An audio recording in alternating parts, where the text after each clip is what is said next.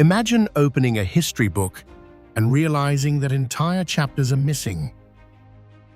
Not erased, not destroyed, simply never written.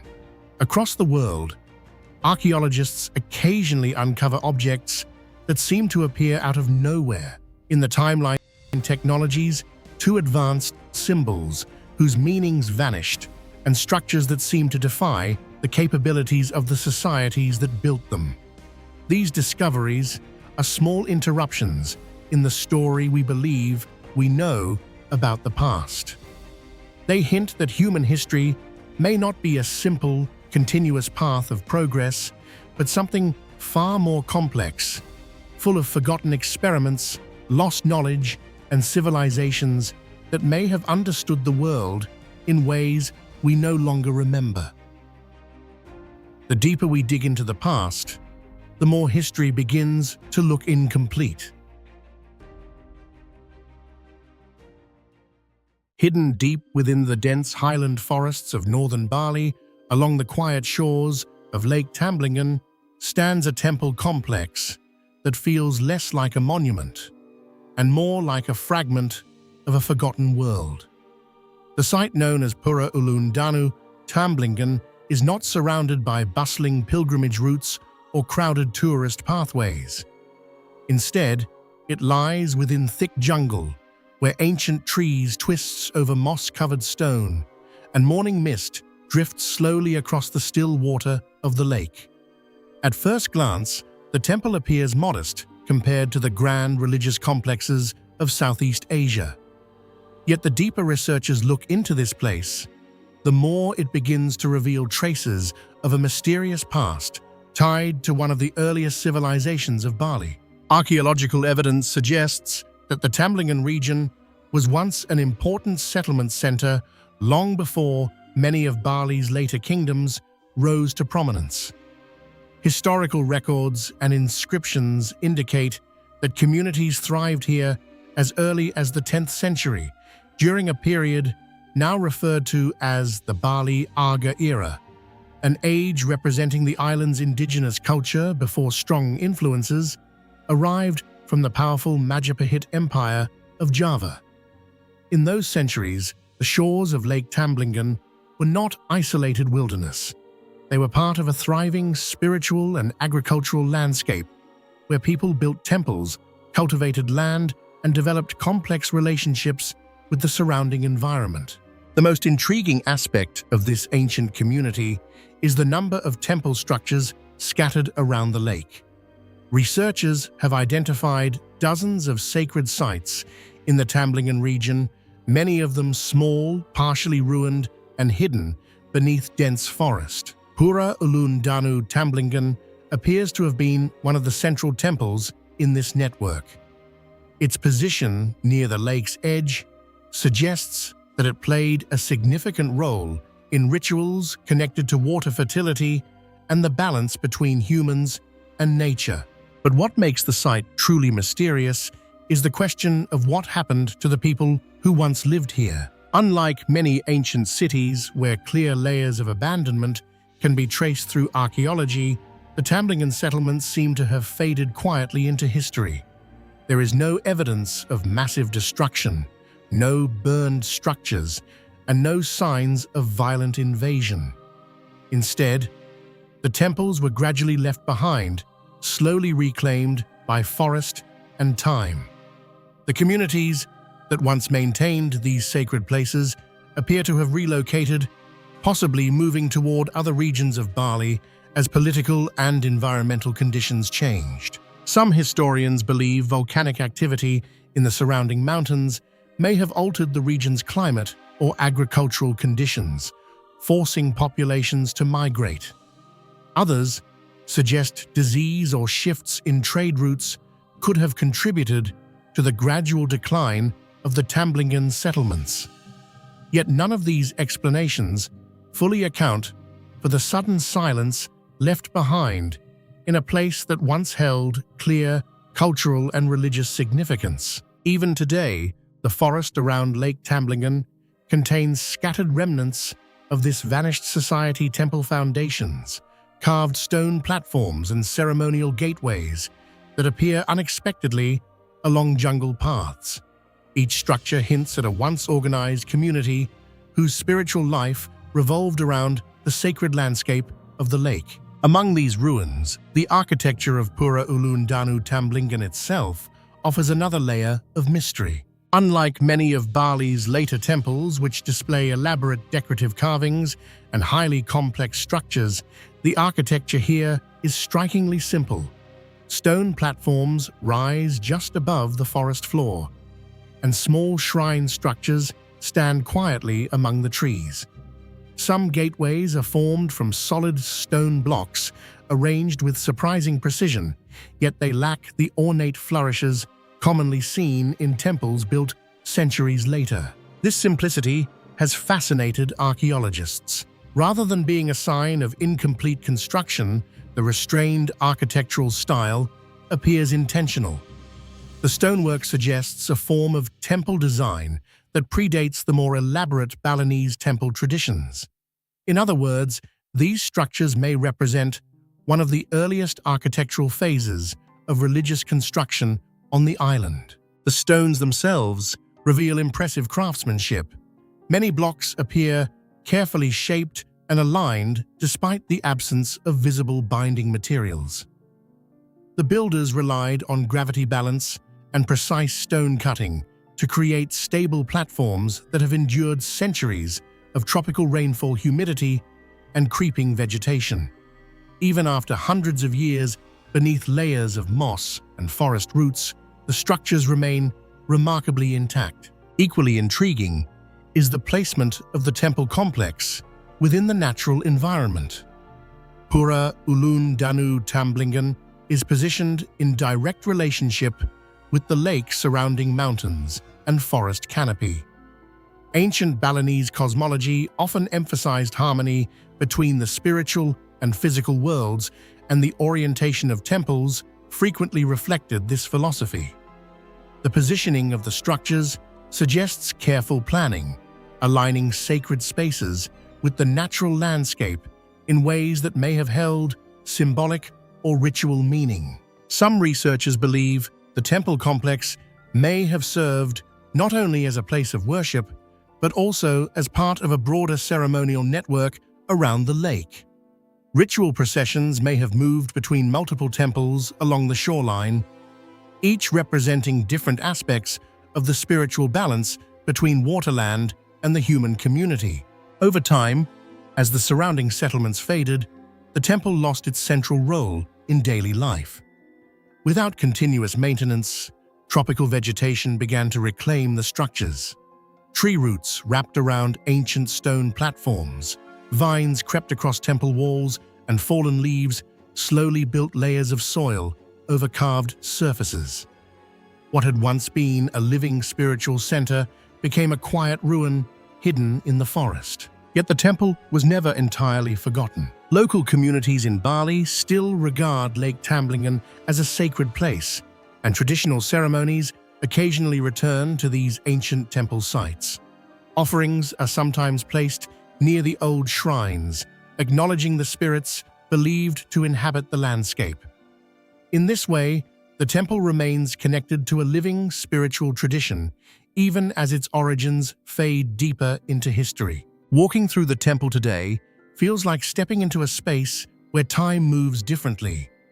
The silence of the forest is broken only by distant birds and the gentle movement of water along the lake's edge.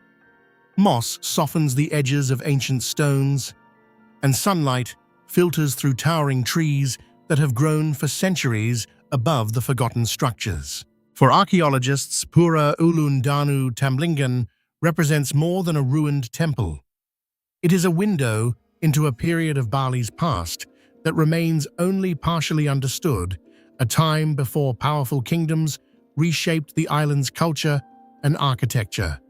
The simplicity of its stone structures may hold clues to the earliest stages of Balinese religious design, while the abandoned settlements around the lake raise deeper questions about the fate of the people who built them. Why did a thriving spiritual landscape gradually disappear into the forest?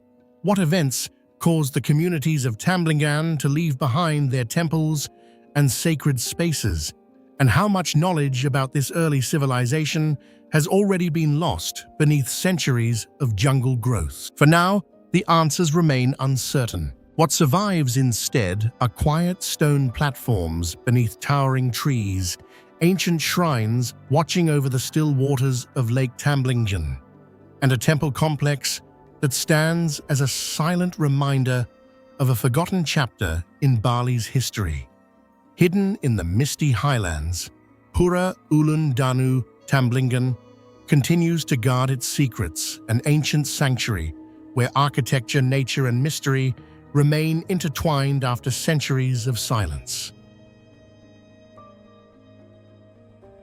High on the rugged slopes of Mount Parnassus in central Greece lies one of the most enigmatic sanctuaries of the ancient world, the Temple of Apollo at Delphi. For more than 1,000 years, this sacred site drew kings, generals, philosophers, and ordinary pilgrims from across the Greek world and far beyond. They traveled great distances, not only to worship the god Apollo, but to seek guidance from the famous oracle of Delphi. Yet long before any prophecy was spoken within its stone walls, the location of the temple itself had already set the stage for mystery. Perched dramatically between towering cliffs and overlooking a vast valley below the sanctuary, occupies a geographical position so striking and unusual that many scholars believe the landscape itself was central to Delphi's spiritual power. The strange placement of the temple, combined with unusual geological features beneath the mountain, has raised questions that continue to intrigue historians, archaeologists, and geologists alike. The sanctuary stands on a steep terrace carved into the southern slope of Mount Parnassus, a mountain long associated with divine presence in Greek mythology.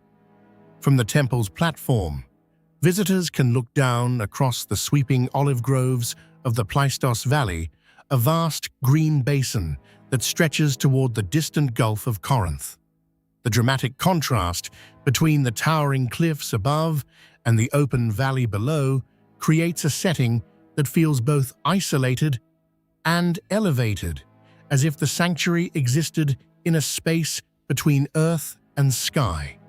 Ancient travelers approaching the site would have climbed winding mountain paths, gradually ascending from the valley floor, until the temple suddenly appeared before them, surrounded by treasuries, monuments, and sacred structures.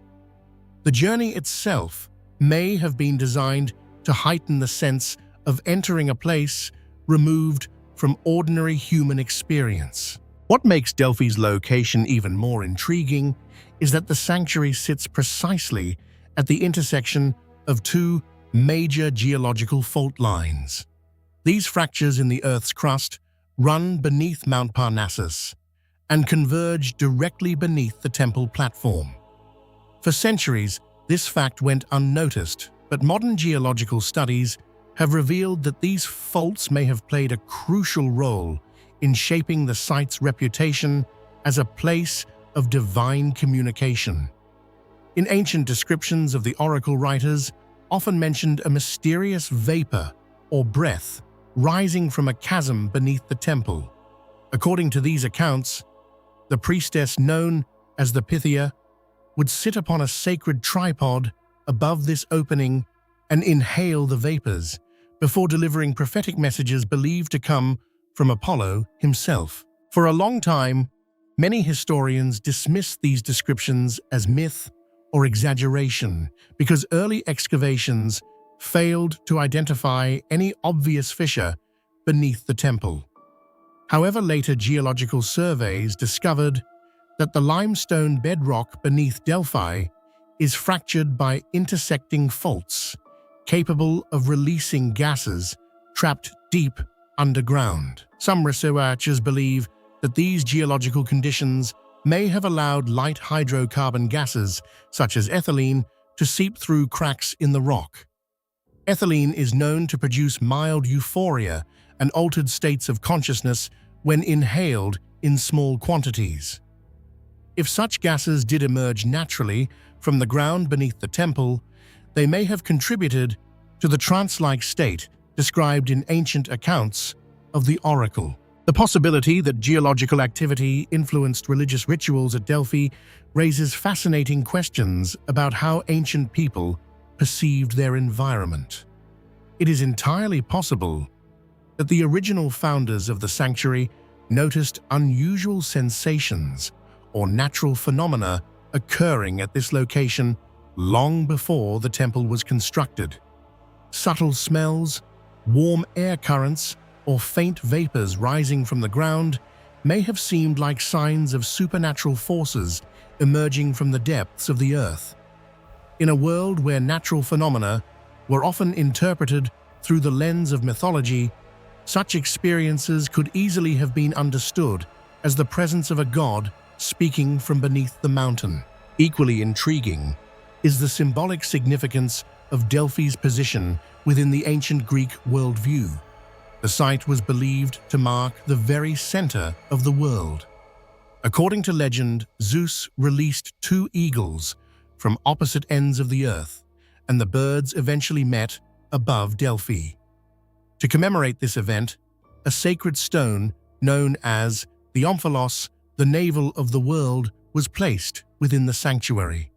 This concept of a cosmic center was deeply important in many ancient cultures, but Delphi's dramatic landscape made the idea particularly powerful. Standing on the terraces of the sanctuary, surrounded by towering cliffs and vast horizons, it is easy to understand why ancient visitors might have felt they had reached a place where the boundaries between human and divine realms became blurred. The geography of Delphi also gave the sanctuary strategic advantages that may have contributed to its long-lasting influence. Located near important mountain passes connecting northern and southern Greece, the site was accessible to travelers from many regions. Pilgrims coming from Athens, Sparta, or the cities of Asia Minor could all reach Delphi through established trade routes. At the same time, the mountain setting provided natural protection, ensuring that the sanctuary remained relatively secure from large-scale attacks. This balance between accessibility and isolation allowed Delphi to become a neutral spiritual center, where rival city-states could seek guidance without entering enemy territory. Beyond its physical location, the natural acoustics of the mountain landscape may also have enhanced the mystical atmosphere of the sanctuary. The cliffs surrounding Delphi create unusual sound reflections, and voices spoken on certain terraces can carry across surprising distances. In an age when religious ceremonies often relied on spoken chants and proclamations, such acoustic effects could have amplified the dramatic impact of rituals performed within the sanctuary. Pilgrims waiting outside the temple might hear echoes of voices drifting through the sacred complex, further reinforcing the sense that unseen forces were present within the mountain. Another layer of mystery lies in the possibility that the placement of the temple followed a deliberate pattern of sacred geography known to ancient builders. Some researchers have noted that Delphi lies along a network of ancient pilgrimage routes and sacred sites across Greece. Whether this alignment was intentional or coincidental remains uncertain, but it suggests that ancient architects may have chosen the location not only for its natural features, but also for its symbolic relationships with other important sanctuaries. In the ancient world, landscapes were often viewed as living entities filled with spiritual meaning, and selecting the right location for a temple could be as important as the structure itself. Over the centuries, earthquakes repeatedly damaged the Temple of Apollo, forcing the Greeks to rebuild it several times. These earthquakes were almost certainly caused by the same fault lines that run beneath the sanctuary. Ironically, the geological instability that threatened the temple's existence may also have contributed to its sacred reputation. In a time when earthquakes were often interpreted as signs of divine activity, the trembling of the ground beneath Delphi could easily have been understood as the movement of Apollo himself. Even today, standing among the ruins of the temple, visitors often remark on the strange atmosphere of the site. The sweeping mountain views, the silence of the surrounding cliffs, and the dramatic drop toward the valley below create an environment that feels both majestic and unsettling. It is a place where the natural world seems to dominate human presence, reminding observers that ancient builders deliberately chose a landscape capable of inspiring awe. Despite centuries of study, the full story behind Delphi's location remains unresolved. Did ancient priests deliberately select a site where geological gases could induce prophetic trances? Were they guided by mythological traditions that identified the mountain as a sacred place long before the temple existed, or was the sanctuary simply built in a location whose dramatic beauty naturally inspired spiritual interpretation? Each possibility offers a different perspective on the relationship between environment, religion, and human imagination in the ancient world. What is certain, however, is that the power of Delphi did not come from architecture alone. The temple's influence was deeply connected to the extraordinary landscape that surrounded it. By placing the sanctuary at the intersection of mountain valley and hidden forces beneath the earth, the builders of Delphi created a setting where geography itself seemed to participate in the sacred rituals performed there. The result was a place unlike any other in the ancient Mediterranean, a sanctuary where the physical world and the realm of myth appeared to merge. In the end, the mystery of the Temple of Apollo at Delphi may lie not only in its famous oracle, but in the landscape that made such an oracle believable. The mountain, the faults beneath the earth, the rising vapors, and the sweeping view across the valley all combined to create an environment that ancient people interpreted as a gateway to divine knowledge. Thousands of years later, even as the temple stands in ruins, the strange and powerful geography of Delphi continues to raise the same question that pilgrims once asked as they climbed the mountain paths: was this remarkable place chosen by human hands or by forces far older and deeper within the earth itself? Along the banks of the ancient Euphrates River in southeastern Turkey lies a place where time seems suspended between land and water. The half-submerged ruins of Savashan village near Halfeti appear almost surreal. Stone houses cling to the cliffs, cave openings stare silently toward the river, and the slender minaret of an old mosque rises from the water like a ghost of a forgotten town. Yet beneath this quiet landscape hides a far older mystery, one carved directly into the rock itself. The caves of Savashan village are not merely natural formations. They are the remnants of an ancient human world shaped over centuries, possibly millennia, whose origins remain partly obscured by time and now by water.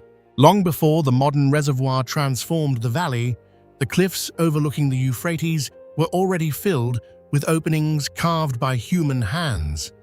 These caves form a sprawling network of chambers hollowed into the soft sandstone that lines the riverbanks. At first glance, they resemble simple shelters, but closer inspection reveals something far more sophisticated. Many of the caves contain multiple interconnected rooms, small corridors linking one chamber to another, and carefully shaped niches carved into the walls. Some chambers have window-like openings that frame the river below, allowing light and air to enter while providing a strategic view of the valley. In several caves, archaeologists have identified traces of doorways, stone thresholds, and interior partitions, suggesting that these spaces once functioned as organized dwellings rather than temporary refuges. The layout of many cave complexes suggests a deliberate architectural plan. Rooms appear arranged in clusters, sometimes on different vertical levels, carved into the same cliff face. Narrow passages connect these levels, creating what may once have been multi-story underground homes. In certain sections of the cliffs, dozens of caves appear stacked above one another, forming what resembles an ancient vertical village carved directly into stone. The sheer scale of this system raises an important question: who first began carving these chambers, and how long did the process continue? While some caves may date to the Roman or Byzantine periods, many researchers suspect that the earliest excavations could be significantly older, possibly originating in pre-Roman settlements that once flourished along the Euphrates trade routes. The river itself played a crucial role in shaping life in this region. For thousands of years, the Euphrates served as one of the great arteries of civilization, linking Mesopotamia with Anatolia and the Mediterranean world. Merchants, travelers, and armies moved along its banks, and settlements naturally emerged where the terrain allowed access to water and fertile land.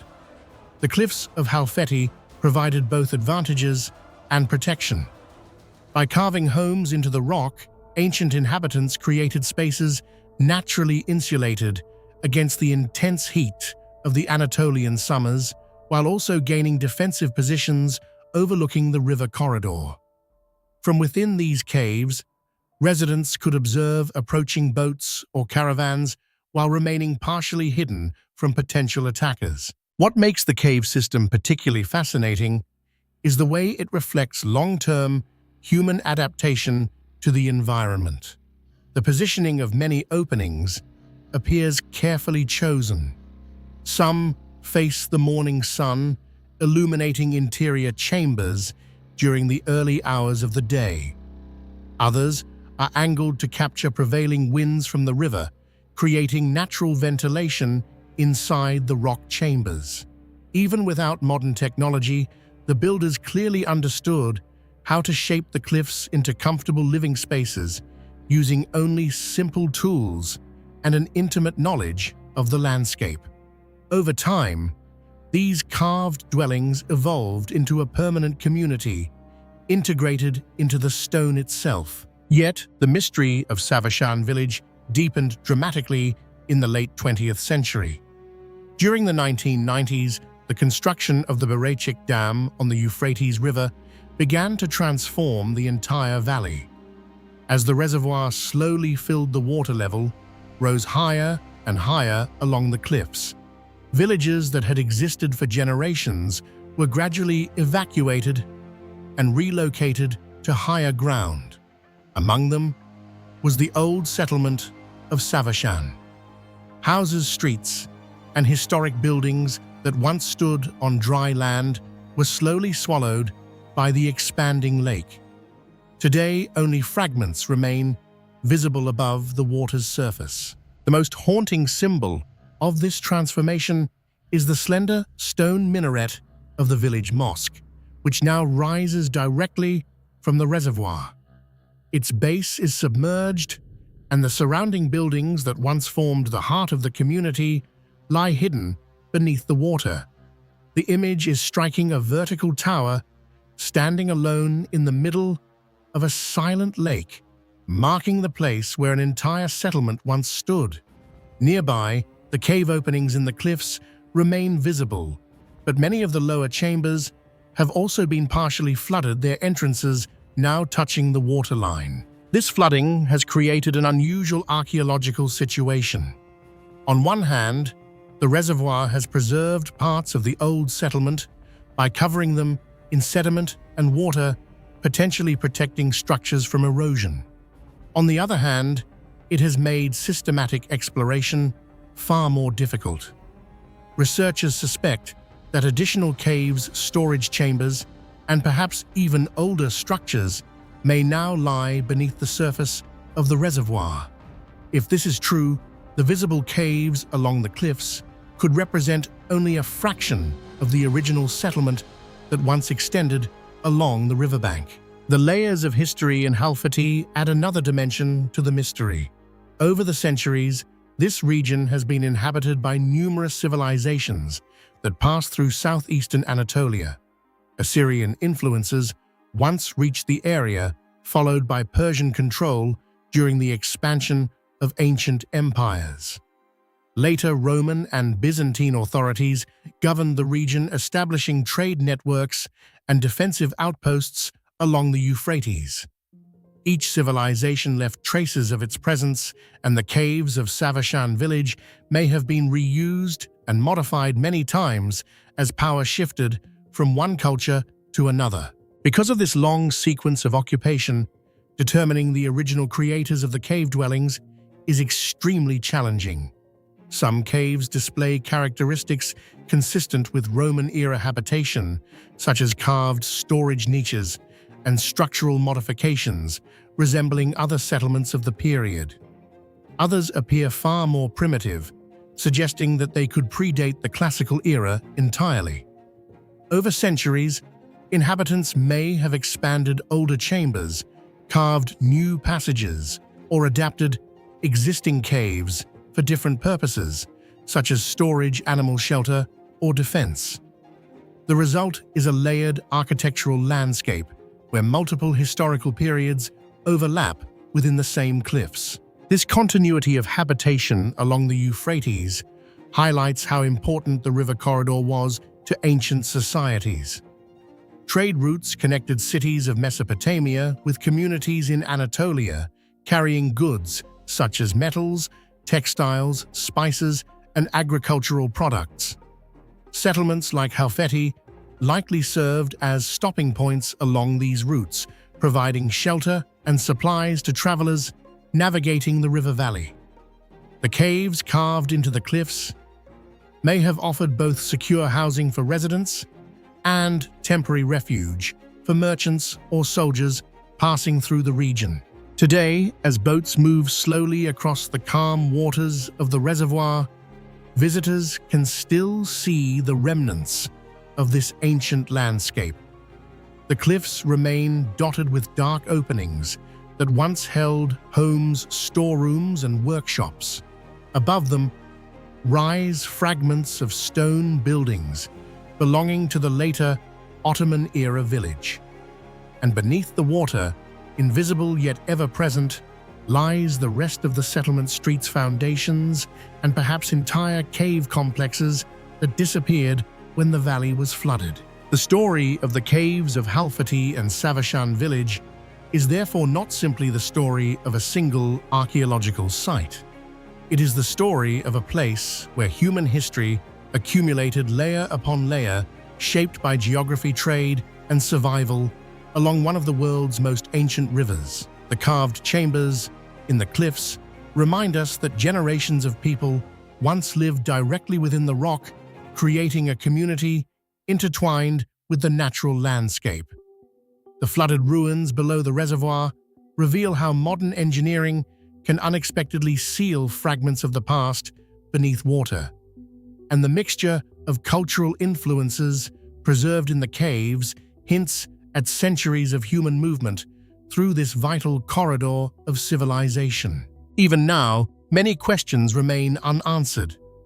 How extensive was the original cave settlement before the valley flooded? Which civilization first began carving these chambers into the sandstone cliffs? And how many undiscovered structures still lie hidden beneath the waters of the Euphrates reservoir? Until further exploration becomes possible, the cliffs of Halfeti will continue to watch silently over the river, their shadowed openings guarding secrets that have endured for centuries.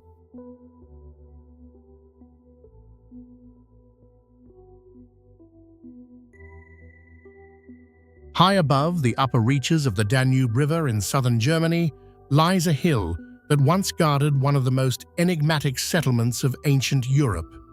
Today it is known as Heuneburg, an archaeological site that at first glance appears quiet and unassuming. Yet beneath its grassy slopes are the remains of a fortified city that flourished more than 2.5 millennia ago.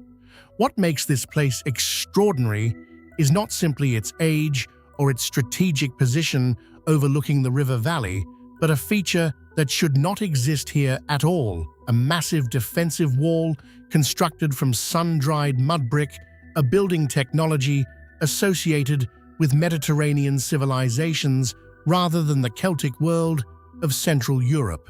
When archaeologists first began to excavate the hilltop in the early 20th century, they expected to find the typical remains of a Celtic hill fort. Throughout Iron Age Europe, such fortifications were usually built from timber frameworks filled with earth and stone. These structures were effective and relatively easy to construct using local materials. But as the excavation trenches widened across the summit of the hill, researchers encountered something entirely different. Beneath layers of collapsed debris, they uncovered carefully shaped bricks made of clay and straw hardened in the sun and stacked in courses atop a stone foundation. The discovery immediately puzzled scholars. Mudbrick architecture was common in the ancient Mediterranean world, particularly in regions influenced by Greek and Near Eastern construction traditions, yet it was virtually unknown north of the Alps during this period. The wall itself was an impressive engineering achievement. Stretching for hundreds of meters along the edge of the plateau, it rose several meters high and was reinforced by towers and gateways that controlled access to the interior settlement. From the outside, the structure would have appeared strikingly bright against the landscape, its pale clay surface contrasting with the darker stone base below. This defensive barrier suggests a level of planning and architectural knowledge far beyond what had previously been attributed to early Celtic communities in the region. Even more intriguing, the design strongly resembles fortifications known from Mediterranean colonies and trading centers of the same era. Such similarities have led many historians to wonder whether builders from distant lands may have influenced or even directly participated in the construction of Heuneburg's walls. Inside the fortifications, excavations have revealed the remains of a large and surprisingly organized settlement. Rather than a scattered cluster of huts, the interior appears to have been carefully planned, with streets, residential areas, and specialized zones for craft production. Archaeologists have identified workshops where artisans worked metal ceramics and other materials, indicating that the community supported a diverse and skilled population. Houses were arranged in orderly rows, suggesting that the inhabitants followed a form of urban planning that was unusual for the time.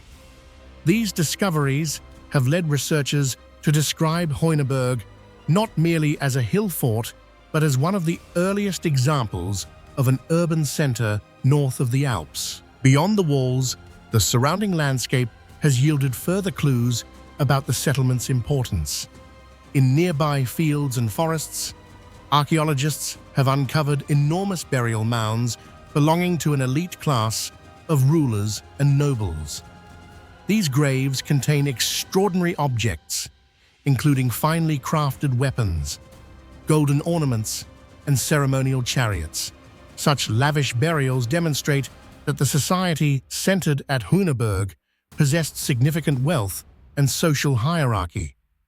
The scale of these tombs also suggests that the settlement served as the political and economic hub of a powerful regional culture during the early Iron Age. Evidence discovered within the settlement points to connections that stretched far beyond the Danube Valley.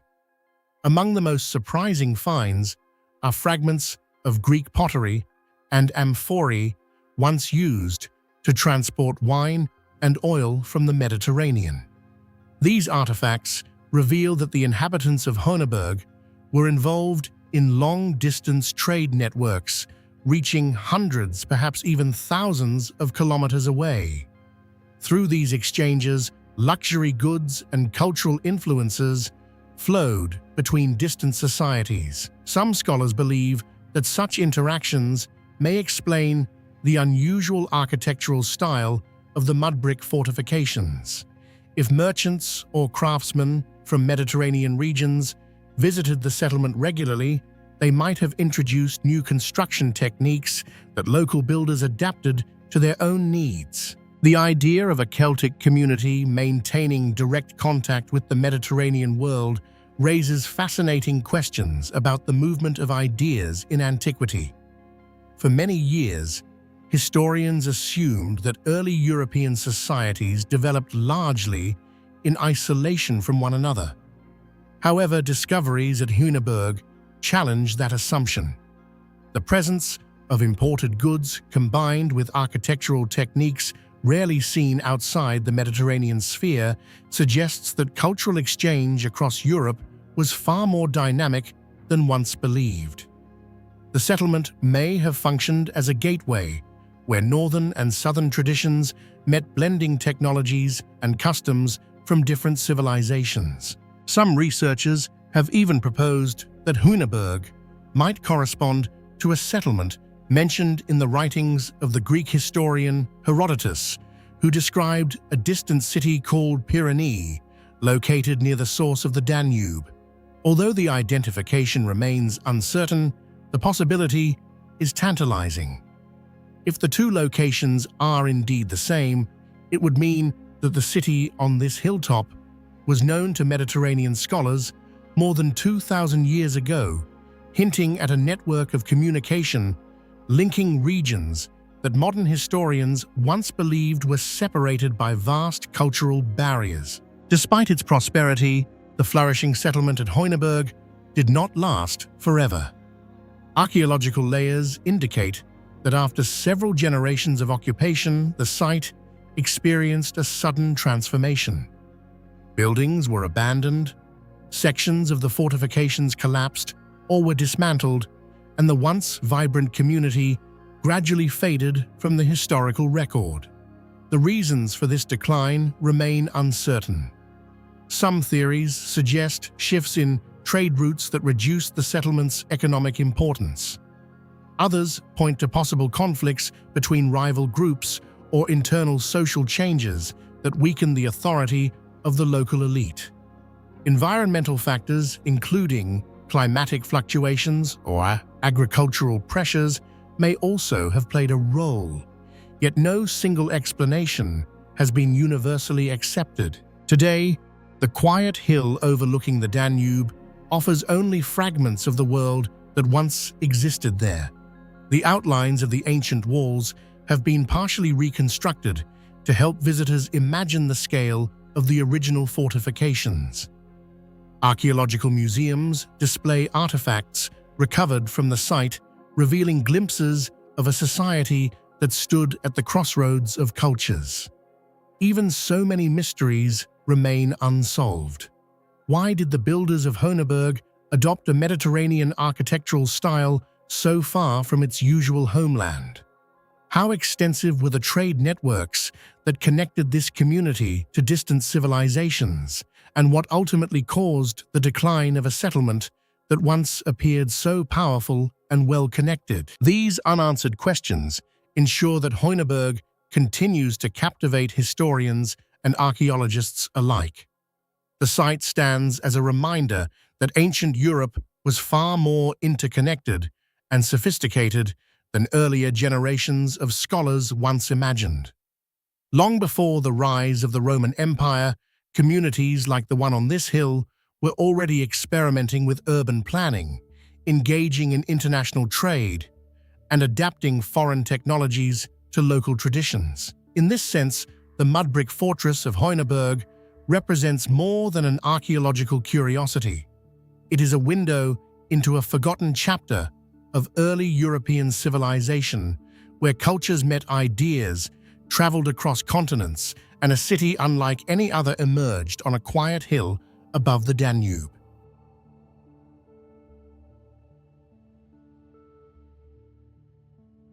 Deep in the dense rainforests along the winding course of the Usumacinta River On the border between modern-day Mexico and Guatemala lie the mysterious ruins of Yaxchilán. Today, the site can only be reached by boat, hidden beneath towering jungle canopies and surrounded by thick vegetation that has slowly reclaimed much of the ancient city. Yet despite the silence of the forest and the centuries that have passed since its abandonment, Yaxchilán continues to speak through stone. Carved into the architecture of its temples and structures are some of the most detailed historical records ever left behind by the Maya civilization. These remarkable carvings, known as lintels, have transformed the site into one of the most important windows into the political, religious, and ceremonial life of the ancient Maya world. Unlike many archaeological sites, where fragments of history must be reconstructed from scattered clues, Yaxchilán offers something far rarer: a narrative carved directly into stone by the civilization that once flourished there. The lintels of Yaxchilán are massive horizontal slabs placed above doorways in temples and ceremonial buildings. At first glance, they appear to be decorative architectural elements, but closer inspection reveals that they are actually complex historical documents. Intricate scenes depict rulers, rituals, victories, and sacred ceremonies, while surrounding hieroglyphic inscriptions record names, dates, and events with astonishing precision. These carvings date primarily to the 7th and 8th centuries, when Yaxchilán was at the height of its power. During this period, the city was ruled by a dynasty of kings who oversaw a powerful regional kingdom along the Usumacinta River. Rather than leaving their history only in oral traditions or fragile manuscripts, these rulers chose to immortalize their stories in stone. The result is one of the most detailed historical archives ever discovered in the Maya world. One of the most extraordinary aspects of these carvings is their level of detail. Every figure is carefully rendered, from the elaborate feathered headdresses of kings to the delicate jewelry worn by royal women. Muscles, fabrics, and ceremonial tools are depicted with such precision that researchers can often identify the exact objects used in rituals more than 1,000 years ago. The artists who created these works were clearly masters of stone carving, capable of producing reliefs that combine artistic beauty with historical documentation. But beyond their artistic brilliance lies the deeper mystery. These carvings were not merely decorative or symbolic. They were carefully planned historical records. Maya hieroglyphic writing surrounds the scenes, providing names of rulers, dates of ceremonies, and descriptions of political events. Through decades of decipherment, scholars have discovered that the lintels of Yaxchilán contain a detailed chronology of the city's royal dynasty. They record the reigns of kings, their marriages, their military campaigns, and their alliances with other Maya cities. One of the most famous rulers recorded in these inscriptions is a king known as Itzamnaj Balam II, often referred to by archaeologists as Shield Jaguar. Under his rule, Yaxchilán expanded its influence and constructed many of the monumental buildings that still stand today. The lintels show him participating in elaborate rituals, wearing towering headdresses and ceremonial costumes that symbolized divine authority. These images were not only displays of power, but also political statements meant to reinforce the legitimacy of the royal dynasty. Perhaps the most famous carvings at Yaxchilán depict a series of sacred rituals involving the royal court, particularly those performed by Queen Lady Kabal Zouk. In one of the most dramatic scenes ever discovered in Maya art, the queen is shown kneeling while performing a ritual known as bloodletting. Using a sharp, stingray spine, she pierces her tongue, allowing blood to fall onto strips of bark paper placed below. The paper is then burned as part of a sacred ceremony intended to open a portal between the human world and the realm of the gods. This scene, preserved in extraordinary detail on one of Yaxchilán's lintels, reveals not only the religious beliefs of the Maya, but also the central role of royal women in sacred ceremonies. According to Maya cosmology, such rituals allowed rulers to communicate with supernatural forces and ancestral spirits. The smoke rising from the burning, blood-soaked paper was believed to carry prayers into the spiritual realm. In some carvings, the visions produced during these rituals are depicted directly above the participants, showing serpents or divine beings emerging from swirling smoke. These scenes blur the line between historical record and mythological symbolism. Were these visions intended as literal depictions of spiritual experiences, or were they artistic representations of religious belief? Even today, scholars continue to debate the deeper meaning behind these carvings. What is certain, however, is that the artists of Yaxchilán were documenting events that were considered crucial to the survival and authority of their kingdom. Another striking feature of the lintels is the way they portray political power. Some carvings show defeated enemies kneeling before Yaxchilán's rulers, bound and stripped of their regalia.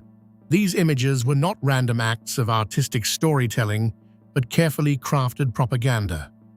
By displaying captured rivals and conquered enemies above temple entrances, the kings of Yaxchilán were making a powerful statement to anyone who entered the sacred spaces of the city.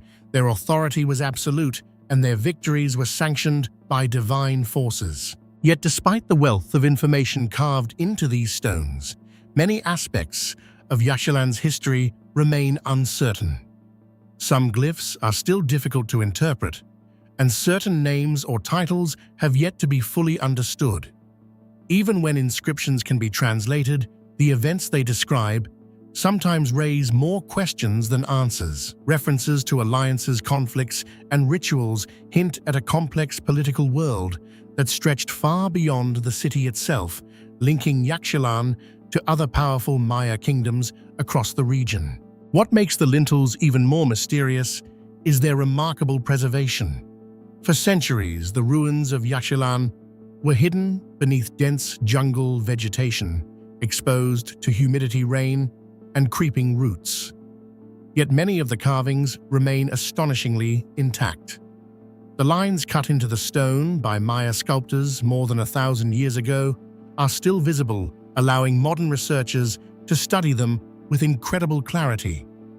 It is almost as if the voices of the ancient rulers were waiting patiently beneath the jungle canopy, preserved for a future generation to rediscover. Today, archaeologists continue to explore the ruins of Yaxchilán, mapping structures and studying the carvings that survive. Each lintel represents a fragment of a much larger story, a story carved into stone by a civilization determined to record its place in history. Through these sculptures, the kings and queens of Yaxchilán speak across centuries, describing their rituals, their triumphs, and their connection to the gods. Yet perhaps the greatest mystery lies in the intention behind these records. Did the rulers of Yaxchilán imagine that their carved histories would one day be studied by people thousands of years in the future? Or were these monuments created solely for the eyes of their own people and their gods? Whatever the answer may be, the lintels of Yaxchilán remain among the most extraordinary historical documents ever produced in the ancient world, a silent archive of stone that continues to reveal new secrets about the Maya civilization with every passing decade.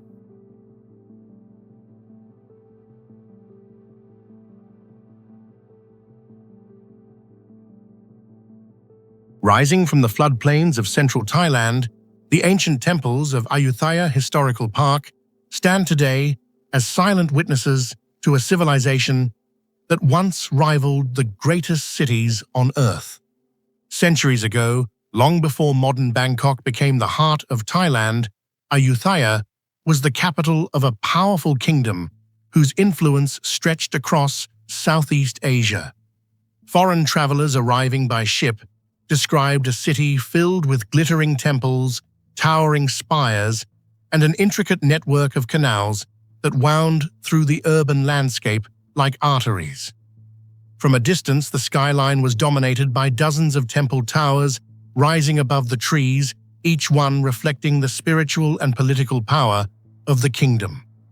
Yet despite its former glory, much about Ayutthaya remains mysterious. Beneath the ruins of its temples lie unanswered questions about lost knowledge, forgotten engineering, and the sudden disappearance of one of the most remarkable cities of the ancient world. Founded in the 14th century, Ayutthaya quickly became one of the most prosperous cities in Asia. Positioned strategically between major river systems, the city developed into a thriving center of international trade. Merchants from China, Persia, India, Japan, and Europe arrived with ships full of goods, turning the capital into a global crossroads of cultures. Some historical accounts suggest that Ayutthaya may have had a population of more than 1 million people at its peak, making it larger than many European capitals of the same era. What makes this even more intriguing is the environment in which the city was built. The entire region was prone to seasonal flooding, yet the inhabitants of Ayutthaya constructed a vast network of canals, reservoirs, and waterways that controlled the movement of water throughout the city. These canals served not only as transportation routes, but also as a sophisticated flood management system. Even today, archaeologists are still trying to understand the full complexity of this hydraulic infrastructure. Satellite imaging and ground surveys suggest that large portions of the ancient city may still lie buried beneath layers of sediment waiting to be rediscovered. Among the many temples that once filled the city, few are as haunting as Wat Ma That. Today, the temple is famous for a single mysterious image, the stone head of a Buddha statue resting quietly within the tangled roots of a massive tree. The sculpture appears almost perfectly framed by the roots, as if the tree itself grew deliberately around the sacred face. No one knows exactly how the head arrived there. Some historians believe that during the destruction of Ayutthaya in the 18th century, invading forces decapitated countless Buddha statues throughout the city. One of those heads may have fallen to the ground and remained there for decades until a tree slowly grew around it. Yet the remarkable symmetry of the scene raises questions. The head rests upright and centered within the roots in a way that seems almost intentional. Whether the result of coincidence or quiet human intervention, the image has become one of the most iconic symbols of the city's mysterious past. Another remarkable temple complex can be found at Wat Phra Si San Phet, once the most sacred royal temple of the Ayutthaya kingdom. 3 enormous chedis rise in a perfectly aligned row, each built to house the ashes of former kings. The structures are massive, elegant, and strikingly symmetrical. Their design reflects not only religious devotion, but also a deep understanding of geometry and architectural balance. Constructing monuments of such scale would have required the coordination of thousands of workers, the careful transportation of heavy materials, and precise engineering knowledge.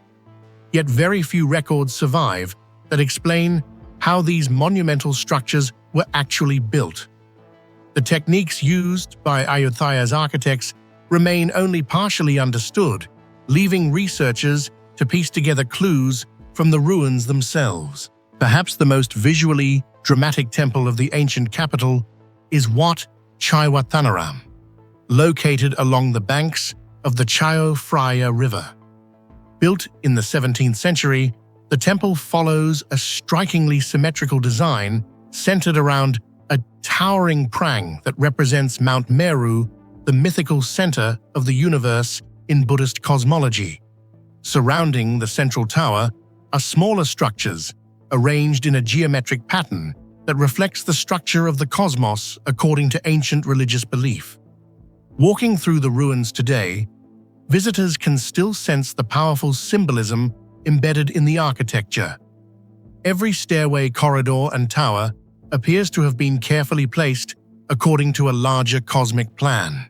Some scholars have suggested that the temple's orientation may have been aligned with celestial observations or ritual calendars, though definitive proof remains elusive. Despite its grandeur, the Golden Age of Ayutthaya ended abruptly in 1767 when the city was invaded by the Burmese army. After a long siege, the defenses finally collapsed and the invaders stormed the capital.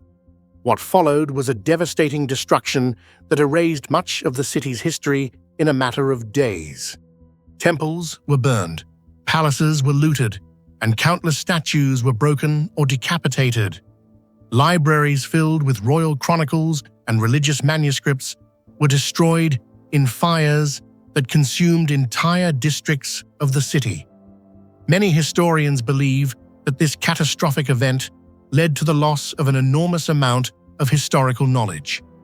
Records that might have explained the engineering methods, urban planning strategies, and cultural connections of the Ayutthaya kingdom may have vanished forever during the falls of the city. Even today, centuries after its destruction, Ayutthaya continues to reveal new secrets. Archaeologists working within the boundaries of the ancient capital regularly uncover previously unknown structures hidden beneath layers of earth and vegetation. Ground-penetrating radar and aerial mapping technologies have identified patterns in the landscape that suggest entire temple complexes may still lie buried underground. Some areas of the city remain largely unexplored due to modern settlements built above the ruins, leaving the possibility that significant discoveries are still waiting to be made. The enduring mystery of Ayutthaya lies not only in what has been discovered, but also in what has been lost. The surviving temples offer a glimpse into a civilization that possessed remarkable artistic skill, advanced in engineering, and a deep spiritual worldview. Yet the destruction of the city left many questions unanswered. How did such a massive urban center manage water and agriculture so effectively in a flood-prone landscape? What construction techniques allowed architects to create such balanced and enduring structures? And what knowledge disappeared in the flames that consumed the capital more than 2 centuries ago? As the sun sets over the ruins and the ancient towers cast long shadows across the fields, the temples of Ayutthaya stand as powerful reminders of a civilization that once flourished at the crossroads of Asia. Their weathered bricks and silent courtyards continue to whisper fragments of a forgotten past. Each collapsed wall and broken statue hints at stories that may never be fully recovered, and somewhere beneath the soil of the old capital, hidden structures and artifacts may still be waiting patiently, holding answers to mysteries that the modern world has only just begun to uncover. The ancient world is filled with monuments carved from stone, temples raised from desert sands, and cities built by civilizations long vanished. Yet few places blur the boundary between natural landscape and sacred architecture as completely as the cave temples of Dambulla Cave Temple in Sri Lanka. Perched high on a massive granite outcrop that rises more than 100 meters above the surrounding plains, this extraordinary complex represents one of the longest continuously used sacred sites on Earth. For over 2,000 years, monks, kings, artisans, and pilgrims have entered these caves, transforming what were once simple natural hollows in the rock into an immense underground sanctuary. The result is a place where nature and human engineering merge so seamlessly that it can be difficult to tell where the mountain ends and the temple begins. The story of Dambulla begins in the 1st century BCE, during a period of political turmoil in ancient Sri Lanka. According to historical chronicles, a king named Valagamba sought refuge in these caves after being forced from his throne. Hidden among the cliffs and forests of the region, the caves provided shelter and protection. When the king eventually regained power, he returned to the site not merely to thank the monks who had protected him, but to transform the caves into a monumental sanctuary dedicated to the Buddha. Over the centuries that followed, successive rulers expanded and embellished the complex carving statues, smoothing walls and covering vast surfaces of stone with sacred paintings. Today, the Dambulla complex contains 5 major caves and several smaller chambers together, forming a sacred space that stretches across more than 2,000 square meters. What makes this site particularly mysterious is not simply its size, but the astonishing way in which natural geology was reshaped into a carefully organized religious environment. Instead of building temples from quarried stone blocks, the ancient builders chose a far more difficult path. They adapted the interior of the mountain itself. The caves were not empty spaces waiting to be decorated. They were irregular, dark, and uneven rock chambers that had to be transformed through careful carving, smoothing, and engineering. Inside these caves, the rock walls were gradually flattened and shaped into surfaces suitable for sculpture and painting. Massive statues of the Buddha were carved directly from the living rock, some stretching more than 15 meters in length. Other statues were created from brick and plaster, then carefully painted and gilded to blend with the stone surroundings.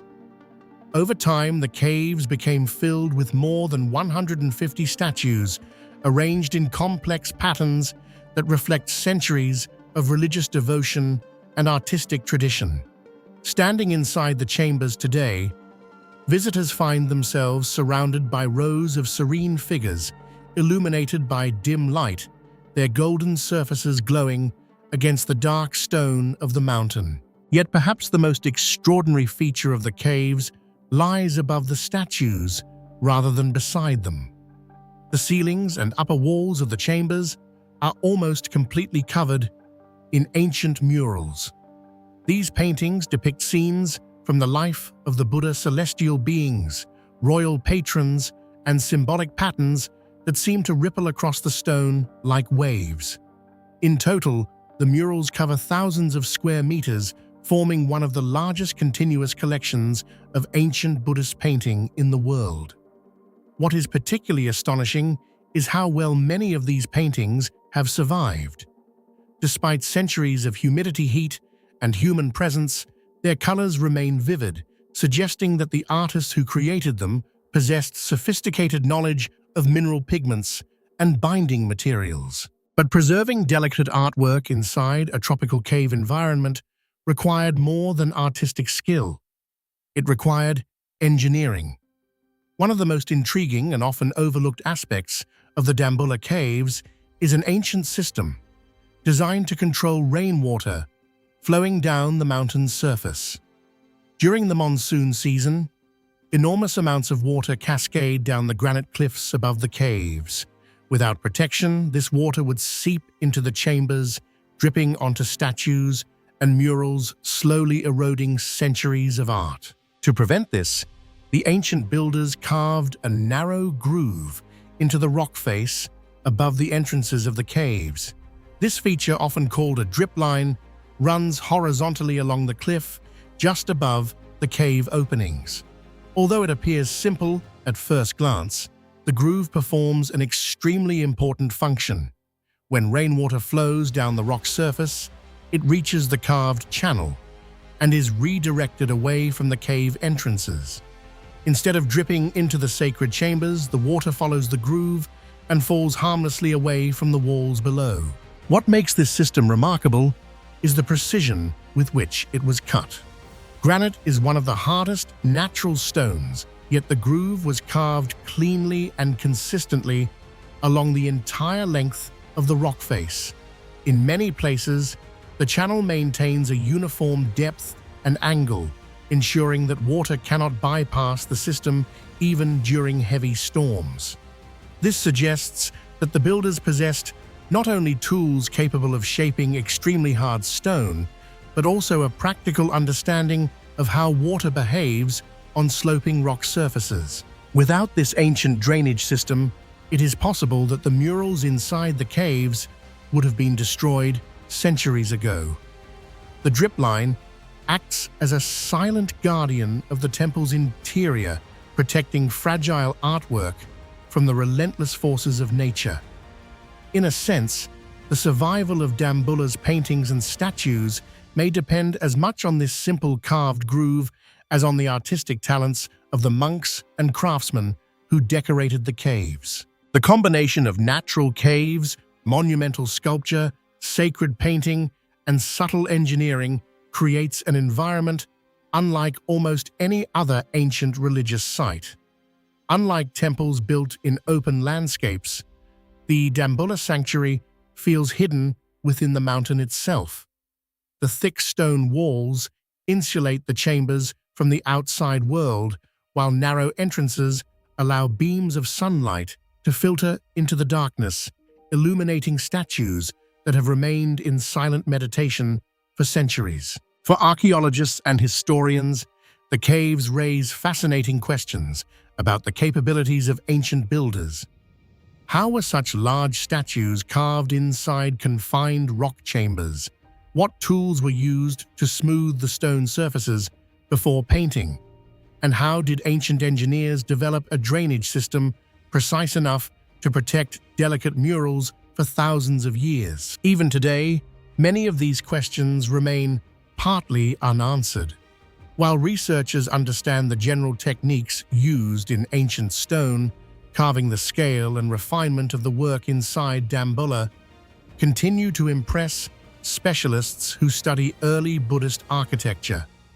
The caves demonstrate that ancient craftsmen were not merely decorators of sacred spaces.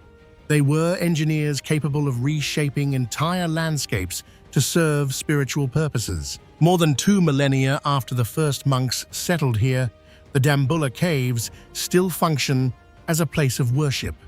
Pilgrims climb the stone steps leading up the granite hill, just as travelers did centuries ago. Inside the cool darkness of the chambers, the statues remain in their quiet rows, while the painted ceilings continue to tell stories that began thousands of years in the past. In many ways, the true mystery of Dambulla is not a hidden artifact or lost inscription. It is the extraordinary collaboration between nature and human ingenuity. A mountain became a temple, rainwater became part of a carefully controlled system, and simple caves became one of the most remarkable sacred complexes in the ancient world. Across the lush valleys of western Honduras, hidden among dense tropical forests and winding rivers, lie the remarkable remains of an ancient city that once stood as one of the most powerful intellectual and artistic centers of the Maya world. The ruins of Copan represent far more than a collection of temples and carved stones. They are the silent remnants of a civilization that possessed astonishing knowledge of mathematics, astronomy, architecture, and writing long before many other parts of the world developed similar systems. Yet despite decades of archaeological study, Copan continues to raise difficult questions. Its monuments speak through carved symbols, its temples hide earlier structures buried deep within their cores, and its sudden decline still puzzles historians today. In many ways, Copan remains one of the most intriguing archaeological mysteries of the ancient Americas. The city began to rise to prominence around the 5th century AD, becoming the capital of a powerful Maya kingdom that dominated the surrounding region for hundreds of years. Copan was not simply a political center. It was also an intellectual hub where rulers used monumental architecture and elaborate inscriptions to record history and reinforce their authority.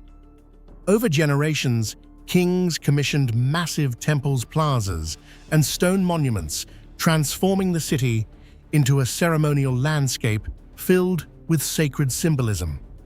What makes Copan extraordinary is not just the scale of these constructions, but the level of detail preserved in the carvings that cover many of its structures. Some of the most intricate sculptures ever created by the Maya were produced here, suggesting that Copan may have been one of the greatest artistic capitals of the ancient world. Perhaps the most famous feature of the city is the hieroglyphic stairway, an enormous staircase carved with thousands of Maya glyphs. Running up the side of one of Copan's pyramidal temples, this staircase contains the longest known inscription from the entire Maya civilization. More than 2,000 hieroglyphic symbols cover its steps, forming a monumental text that tells the story of Copan's royal dynasty. These glyphs record the lives of kings, the dates of important ceremonies, and the complex political history of the city over several centuries. Yet even this remarkable historical record is incomplete. Parts of the staircase collapsed long ago, scattering the carved blocks out of their original order. Archaeologists have spent decades attempting to reconstruct the correct sequence of the glyphs, but many sections remain uncertain. As a result, parts of Copan's history are still hidden within a puzzle of stone inscriptions that may never be fully solved. Beyond its famous staircase, Copan is renowned for its remarkable stone monuments known as stelae. These towering pillars were carved to honor rulers and commemorate important events. Standing several meters tall, the stelae display an astonishing level of craftsmanship. The figures depicted on them are surrounded by elaborate headdresses, symbolic ornaments, and mythological imagery connected to the Maya cosmos. What makes these monuments especially mysterious is the precision of the carving. Every detail, from facial expressions to tiny decorative patterns, was sculpted into extremely hard stone, using tools that were likely made of stone, wood, and simple metals.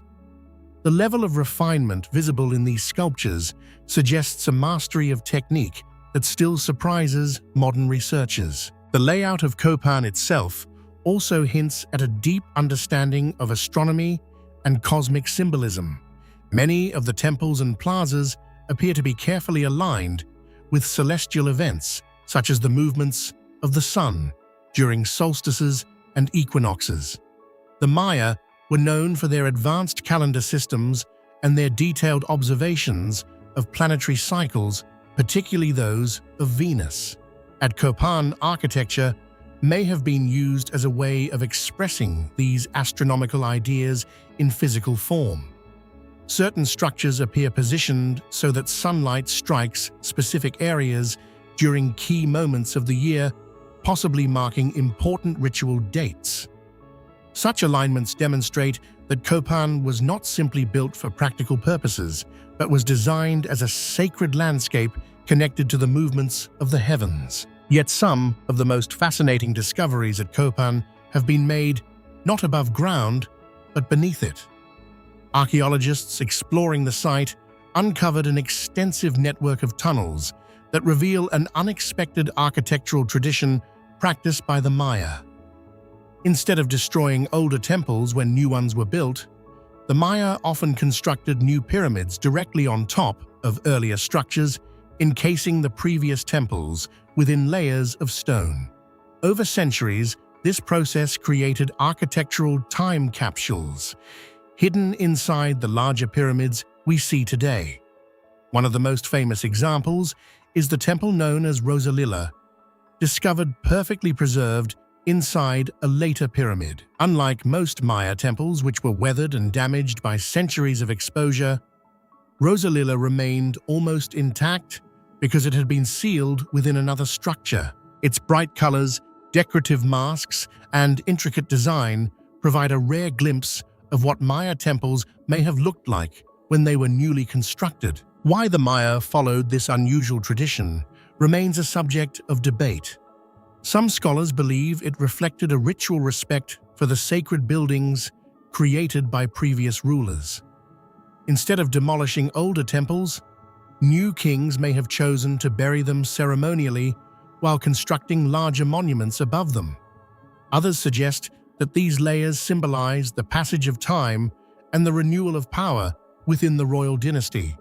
Whatever the reason, the practice has allowed archaeologists to explore a hidden architectural history preserved inside Copan's pyramids. Despite its achievements, Copan eventually experienced a dramatic decline.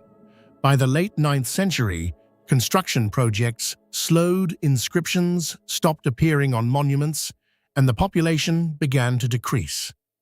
Within a relatively short period, the once flourishing city was largely abandoned. The reasons behind this collapse remain uncertain. Some researchers believe severe droughts may have strained the agricultural systems that supported the population. Others suggest that environmental damage caused by deforestation and over-farming may have weakened the region's ability to sustain large communities. Political instability or conflicts with neighboring kingdoms may also have played a role. Yet no single explanation fully accounts for the disappearance of a city that had thrived for centuries. Today, the ruins of Copan stand quietly within the Honduran jungle, their temples rising above the trees as reminders of a civilization that once flourished there. The carved monuments continue to preserve the faces of ancient kings, the glyphs still record fragments of their stories, and the hidden temples within the pyramids remain silent witnesses to centuries of ritual and construction. For archaeologists, Copan is not merely an ancient city, but a complex historical archive carved in stone. Each discovery adds new clues about how the Maya understood their world, organized their society, and expressed their beliefs through architecture and art. Yet even after generations of research, Copan has not revealed all of its secrets. Many glyphs remain partially deciphered. Entire sections of the city still lie buried beneath the soil, and the deeper meanings behind some of its symbolic carvings are still debated. The ruins continue to challenge historians and archaeologists, reminding us that the ancient Maya civilization possessed levels of knowledge and creativity that modern science is only beginning to fully understand. In this way, the city of Copan remains not only a remarkable archaeological site, but also one of the enduring mysteries of the ancient world.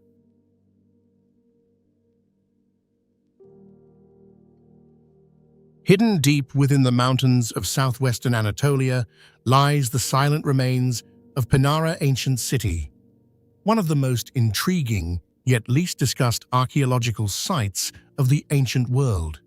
Today, the ruins are quiet, surrounded by forests and rocky hills, but more than 2,000 years ago, this place was a thriving city of the Lycian civilization.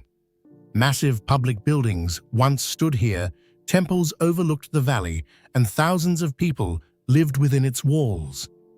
Yet what makes Pinara truly fascinating is not only its forgotten history, but the mysterious cliffside necropolis carved high into a towering rock face, hundreds of tombs cut into stone in places that seem almost impossible for ancient builders to reach. The city belonged to the ancient region of Lycia, a powerful federation of cities that flourished along the Mediterranean coast of what is now southern Turkey. Unlike many neighboring civilizations, the Lycians developed a unique culture, language, and architectural style that set them apart from both the Greeks and the Persians.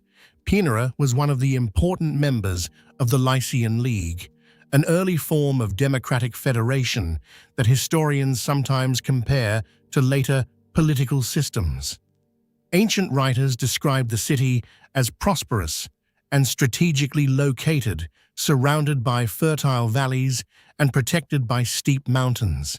But today, most of what remains is scattered stone and a dramatic cliff wall filled with mysterious carvings. From a distance, the The most striking feature of Pinara is a massive limestone cliff rising above the ancient settlement.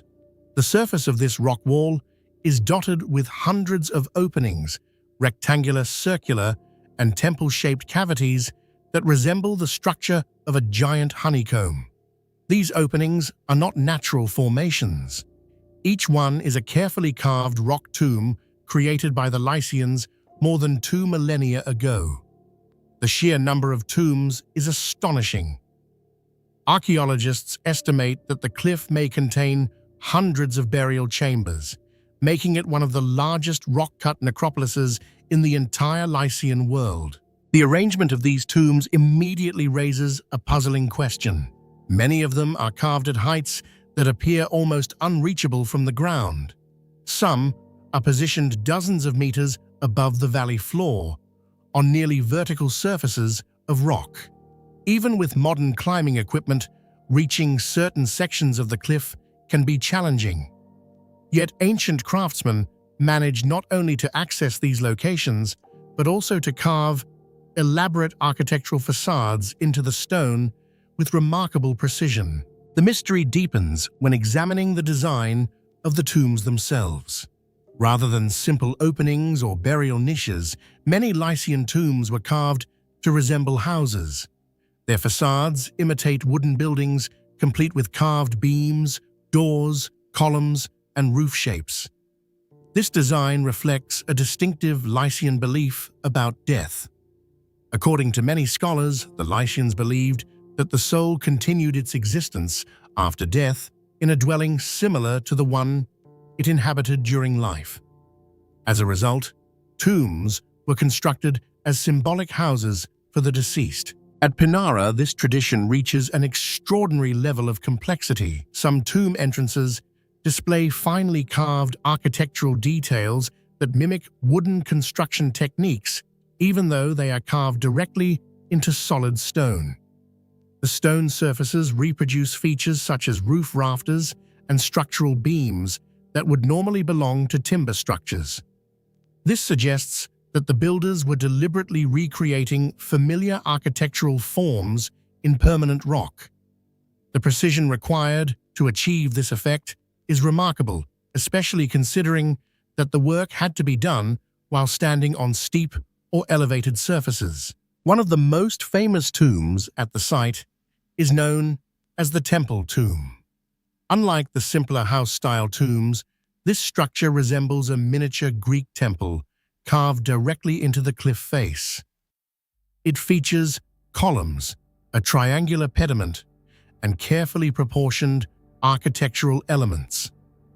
The craftsmanship is so refined that the monument appears almost like a freestanding building, even though it was sculpted from the natural rock itself.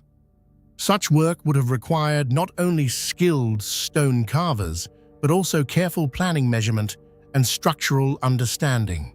This raises an important question that continues to puzzle archaeologists. How exactly did ancient builders carry out this work on such a steep cliff? One common explanation suggests the use of wooden scaffolding.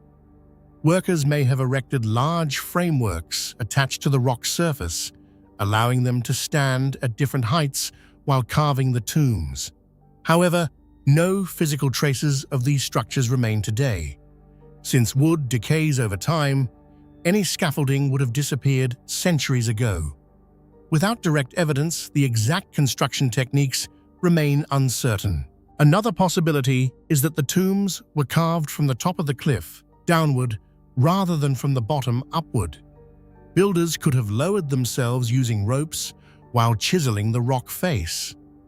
While this method might explain access to certain locations, it would still require extraordinary skill and coordination. Carving precise architectural details while suspended above the ground would have been an extremely difficult task. The honeycomb appearance of the cliff suggests that the necropolis expanded gradually over many generations. As prominent families sought prestigious burial locations, new tombs were added wherever space allowed. Over time, the cliff face became increasingly crowded, with burial chambers, eventually forming the dense pattern visible today.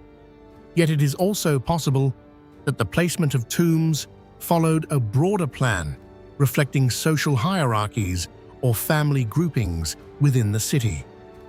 Unfortunately, many of the inscriptions that might have clarified these relationships have been lost or damaged. Below the towering necropolis lies the rest of the ancient city. The ruins reveal that Pinara was once a large and sophisticated urban center. Among the most impressive structures is a massive theater carved into the hillside, capable of seating several thousand spectators.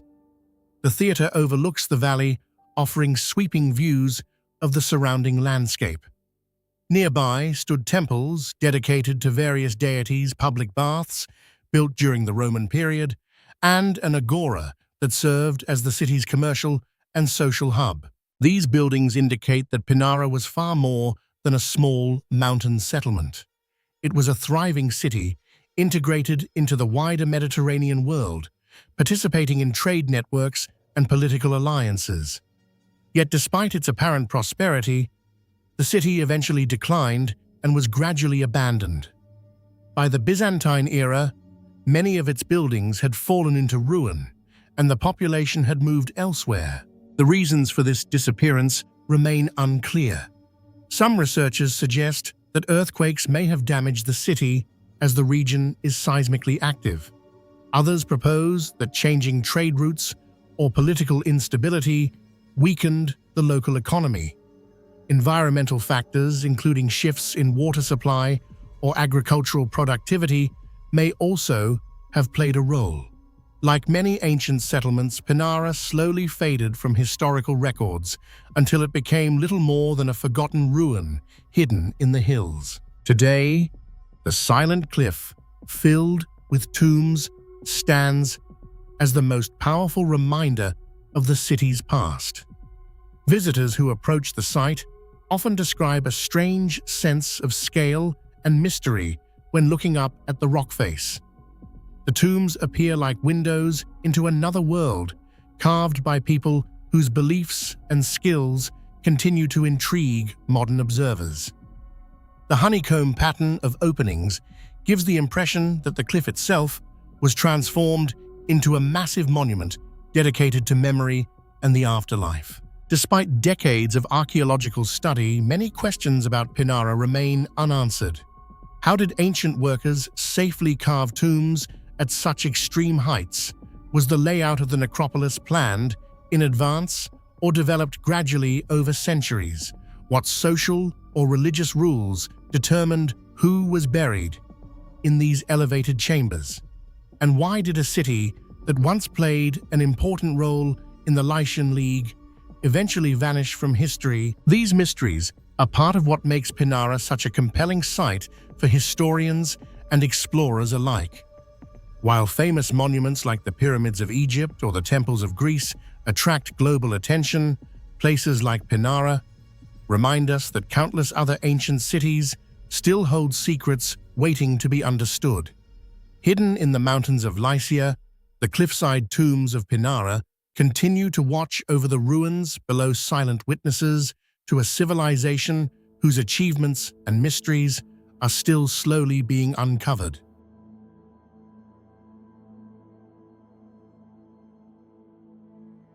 Deep inside the limestone valleys of southern France, archaeologists once uncovered a small object that would quietly challenge many assumptions about the creative abilities of prehistoric humans.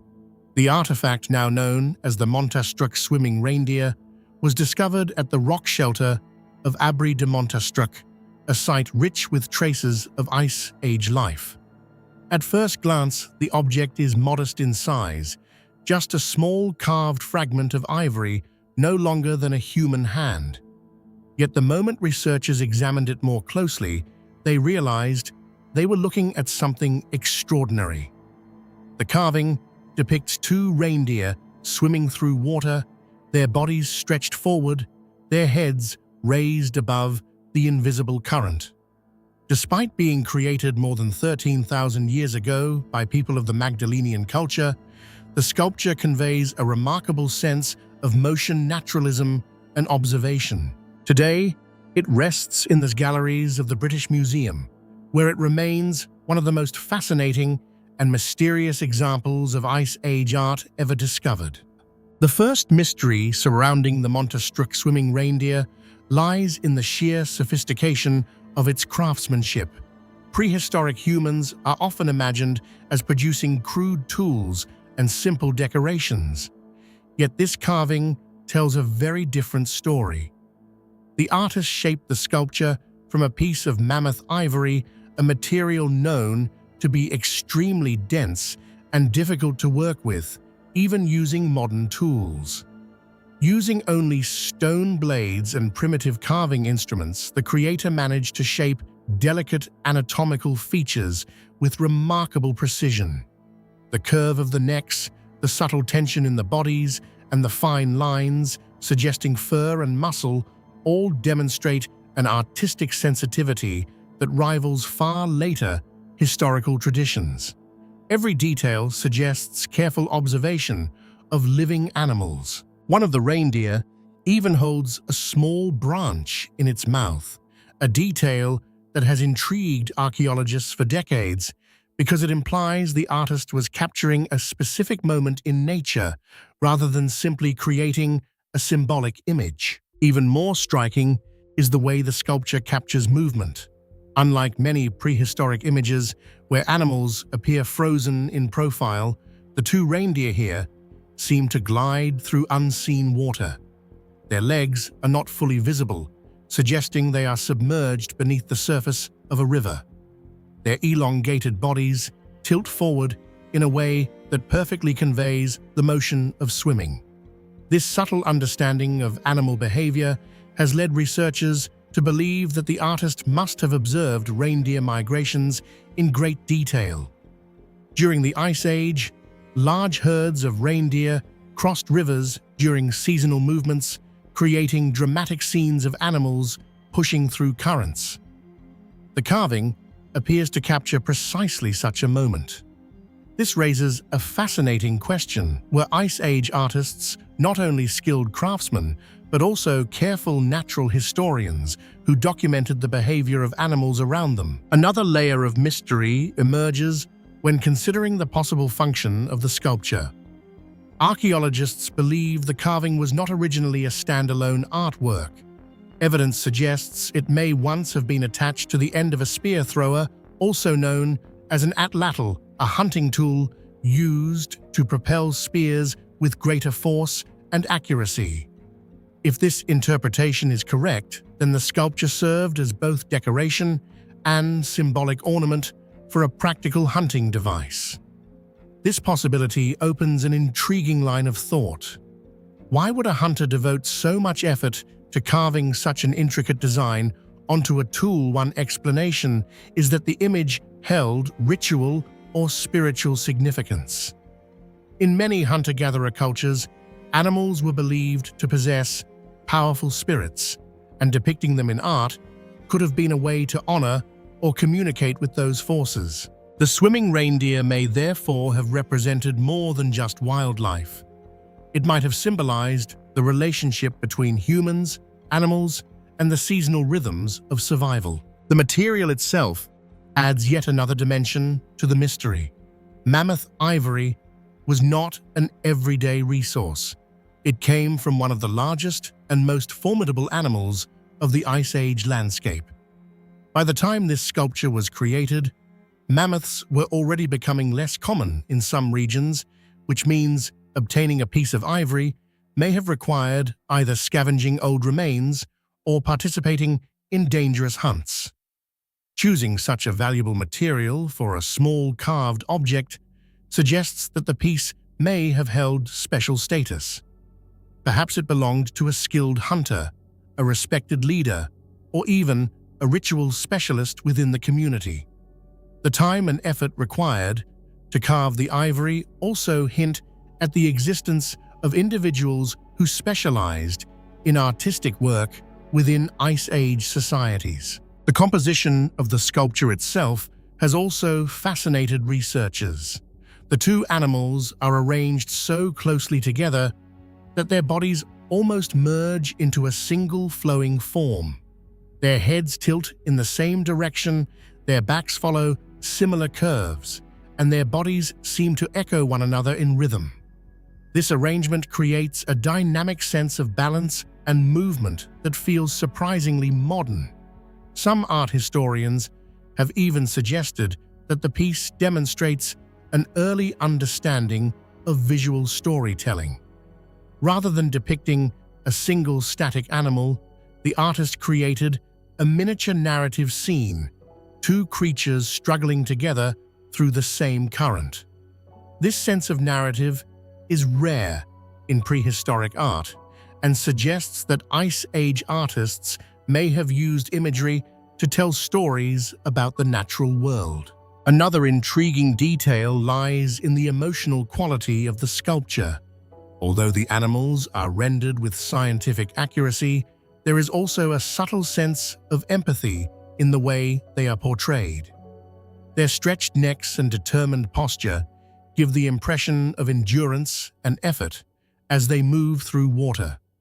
This raises the possibility that the artist was not merely recording an observation, but also expressing a deeper connection with the animals. For Ice Age communities, reindeer were not just wildlife. They were essential to survival, providing meat hides, bones, and tools. Depicting them with such care may reflect the profound respect these animals commanded within human culture. The discovery of the monster-struck swimming reindeer also transformed how archaeologists view Ice Age creativity.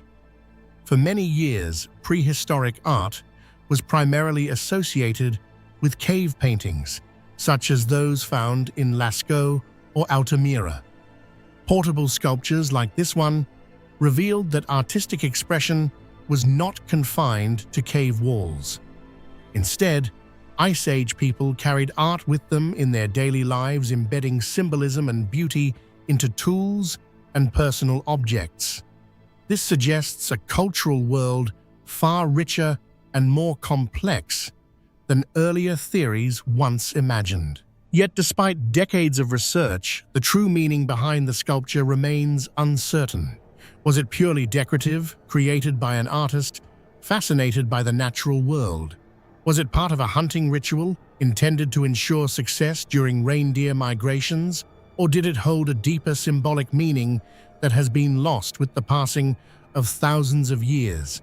The absence of written records from this era leaves these questions open, allowing the artifact to retain an aura of mystery. Today, visitors who stand before the monster-struck swimming reindeer often feel a surprising connection to the unknown artist who carved it so long ago. Across a gulf of 13 millennia, the sculpture still communicates movement, observation, and imagination. It reminds us that even in the distant Ice Age, humans possessed the same curiosity about nature and the same desire to transform experience into art. In that sense, the tiny ivory carving is more than just an archaeological artifact. It is a silent message from a forgotten world, hinting that the minds of prehistoric humans may have been far more sophisticated, observant, and creative than history once believed.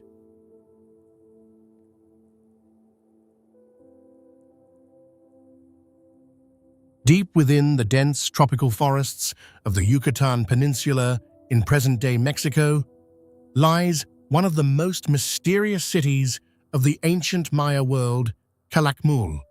Today, the ruins are surrounded by endless jungle, where towering trees, thick vines, and the sounds of wildlife conceal the remnants of a once powerful civilization. For more than 1,000 years, this vast city remained hidden beneath the forest canopy, its pyramids and plazas swallowed by nature. Yet beneath the silence of the jungle lies the story of a forgotten super city, one that once rivaled the greatest urban centers of the ancient Americas. At its peak between the 4th and 8th centuries, CE, Kalakmul was not simply another Maya settlement.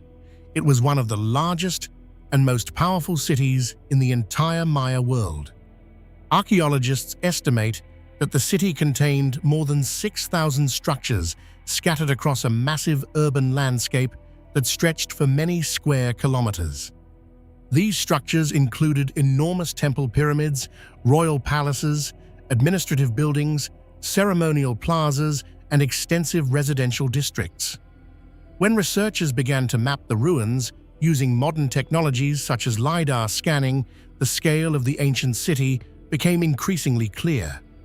Beneath the jungle canopy lay the remains of a complex and carefully planned urban environment, suggesting a population that may have reached 50,000 people or more during its height. What makes Kalakmul particularly fascinating is the way this immense city remained hidden for centuries. After the collapse of many Maya cities around the 9th century CE, Kalakmul was gradually abandoned. Without continuous habitation, the surrounding rainforest slowly reclaimed the stone structures. Trees grew on top of temples, roots pushed between masonry blocks, and thick vegetation covered roads and plazas. Over time, the city effectively disappeared from the visible landscape. Unlike ruins located in open regions, Kalakmul was swallowed by one of the most biodiverse jungles in the Americas. By the time modern explorers began to penetrate the region in the early 20th century, the ancient city had been concealed for nearly a millennium. Its rediscovery in the 1930s astonished archaeologists. As researchers began clearing vegetation and documenting the ruins, they realized they had uncovered one of the most significant Maya centers ever discovered. Massive pyramids emerged from the forest, rising above the canopy like artificial mountains. One of these structures, known today as Structure 2, ranks among the largest Maya pyramids ever built. From its summit, one can see an endless sea of green stretching to the horizon, giving a sense of how isolated the city must have appeared even in ancient times. Yet despite its remote location, Kalakmul was anything but isolated.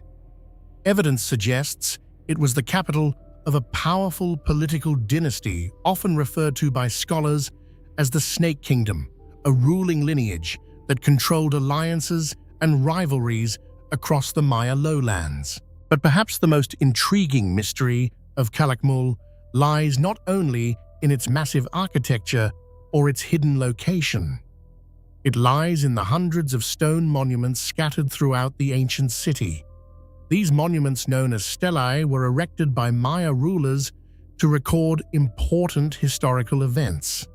Carved from large slabs of limestone, the stelae often depict kings dressed in elaborate ceremonial regalia surrounded by intricate hieroglyphic inscriptions. These inscriptions served as official records of royal power, documenting victories, alliances, rituals, and the passage of time according to the complex Maya calendar. Kalakmul contains one of the largest collections of stelae ever discovered at a Maya site. Archaeologists have identified more than 120 of these monuments within the city's ceremonial centers and plazas. Many of them date back more than 1,000 years. When they were first erected, their surfaces were carefully carved with detailed hieroglyphic texts and images. Some were even painted with bright pigments that made the carvings visible from a distance. Standing upright in ceremonial plazas, these monuments would have functioned as public declarations of royal authority, reminding citizens and visiting elites of the power and legitimacy of Kalakmul's rulers. Yet today, many of these inscriptions remain only partially understood. The Maya writing system is one of the most complex scripts ever developed in the ancient world. Although major breakthroughs in decipherment occurred during the 20th century, scholars are still working to fully interpret many of the texts found across Maya sites. At Kalakmul, the challenge is even greater because time and nature have taken their toll on the monuments. Centuries of tropical rain heat and biological growth have eroded many of the stone surfaces. Some inscriptions have become so weathered that entire sections of text are difficult to read, leaving gaps in the historical record. These damaged monuments create a strange paradox. On one hand, Kalakmul preserves one of the richest historical archives of the Maya civilization. The stelae contain the names of rulers, precise calendar dates, and descriptions of political events that unfolded across the Maya world. On the other hand, the story recorded on these stones remains incomplete. Some kings appear suddenly in the inscriptions without clear explanation of their origins. Certain political events are hinted at, but never fully described.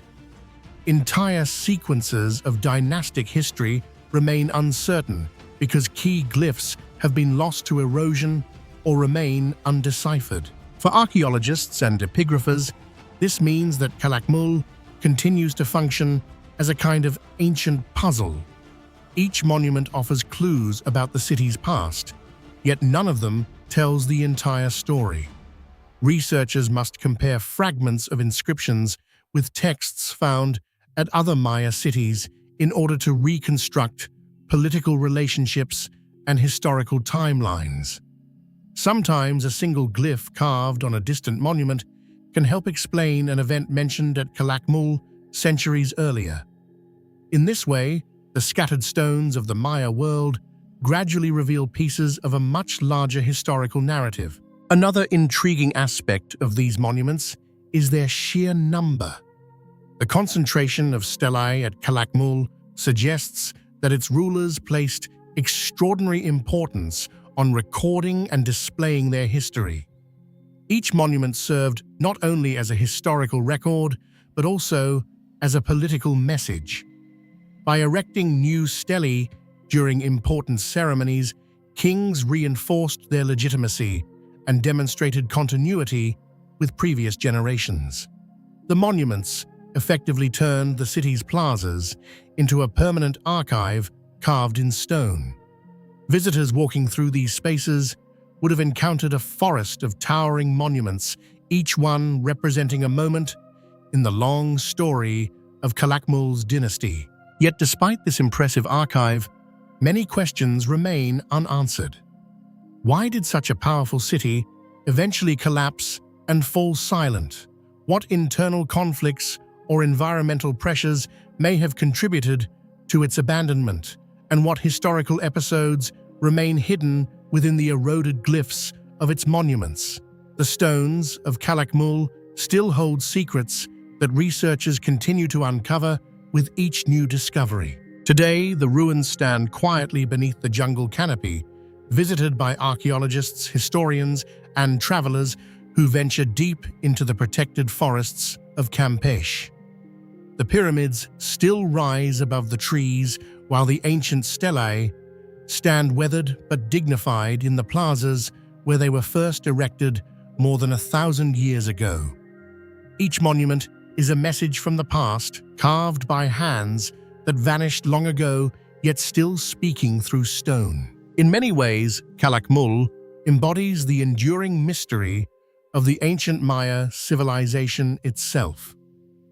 Vast, super city, hidden in the forest for more than a millennium, filled with monuments that record a history only partially understood, it reminds us how much of the ancient world remains to be discovered.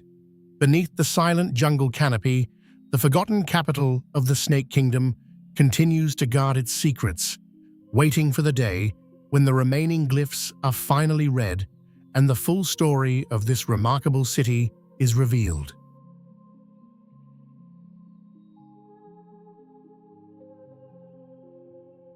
The story of the Saint-Bélec Bronze Age map begins not with a dramatic excavation, but with a rediscovery.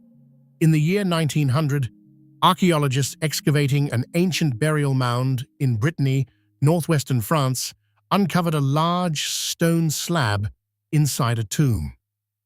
The slab appeared unusual, covered with carved lines depressions and geometric shapes, yet its true significance was not immediately understood. After the excavation, the stone was moved to a museum and quietly stored away, largely forgotten, for more than a century. For decades, it was simply catalogued as a decorated prehistoric slab, an artifact with interesting engravings but no clearly understood meaning. Then, more than 100 years later, researchers revisited the stone using modern archaeological techniques, including high-resolution, three-dimensional scanning and digital terrain analysis. What they discovered was astonishing. The carved patterns on the surface of the slab were not random decorations at all. Instead, they appeared to correspond closely with the real landscape of a region in Brittany. The researchers realized that the stone might represent a large portion of the Odette River Valley, including hills, valleys, and waterways. If this interpretation is correct, the Saint-Bélec slab could be one of the oldest known maps ever created in Europe, dating back roughly 4,000 years to the Bronze Age. This revelation immediately raised profound questions about the capabilities of ancient societies. Creating a map that reflects the shape of an actual landscape requires observation planning and a conceptual understanding of territory. Yet the people who carved this stone lived thousands of years before modern surveying tools, compasses, or written cartographic traditions. Somehow the artisans who produced the Saint-Bélec slab managed to capture the structure of a large geographical area and translate it into a carved representation on stone. The slab itself measures more than 2 meters in length and weighs hundreds of kilograms. Its surface is covered with an intricate network of grooves, ridges, and carved shapes that appear to represent rivers, valleys, settlements, and possibly boundaries between territories. Researchers studying the slab noticed that many of the engraved lines align remarkably well with the course of rivers and the contours of the surrounding terrain. Some depressions correspond to valleys, while raised sections of the stone surface mirror the slopes of hills. In effect, the slab functions almost like a primitive three-dimensional topographic map. What makes this discovery especially remarkable is the level of complexity involved in carving such a representation. The artisans who created the Saint-Bélec slab were not merely decorating stone, they were encoding spatial information.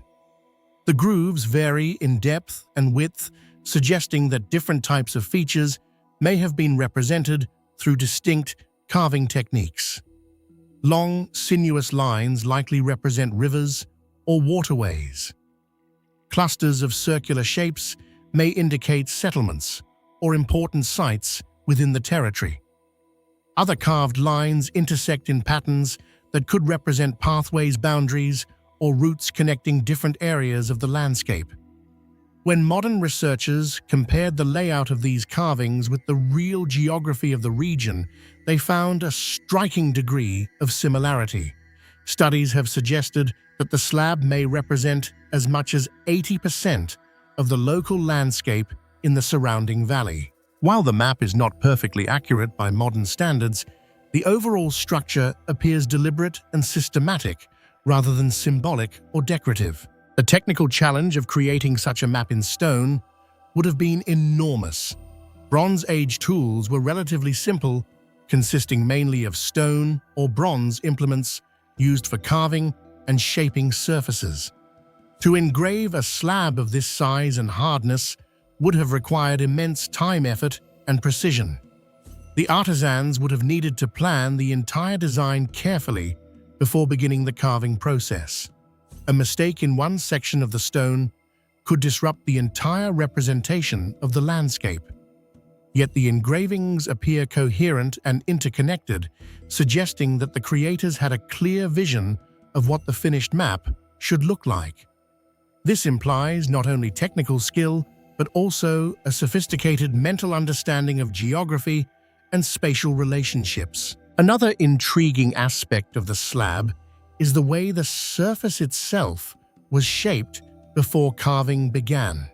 The stone does not appear to have been left completely flat. Instead, subtle variations in height across the slab may intentionally mirror the natural relief of the landscape it represents.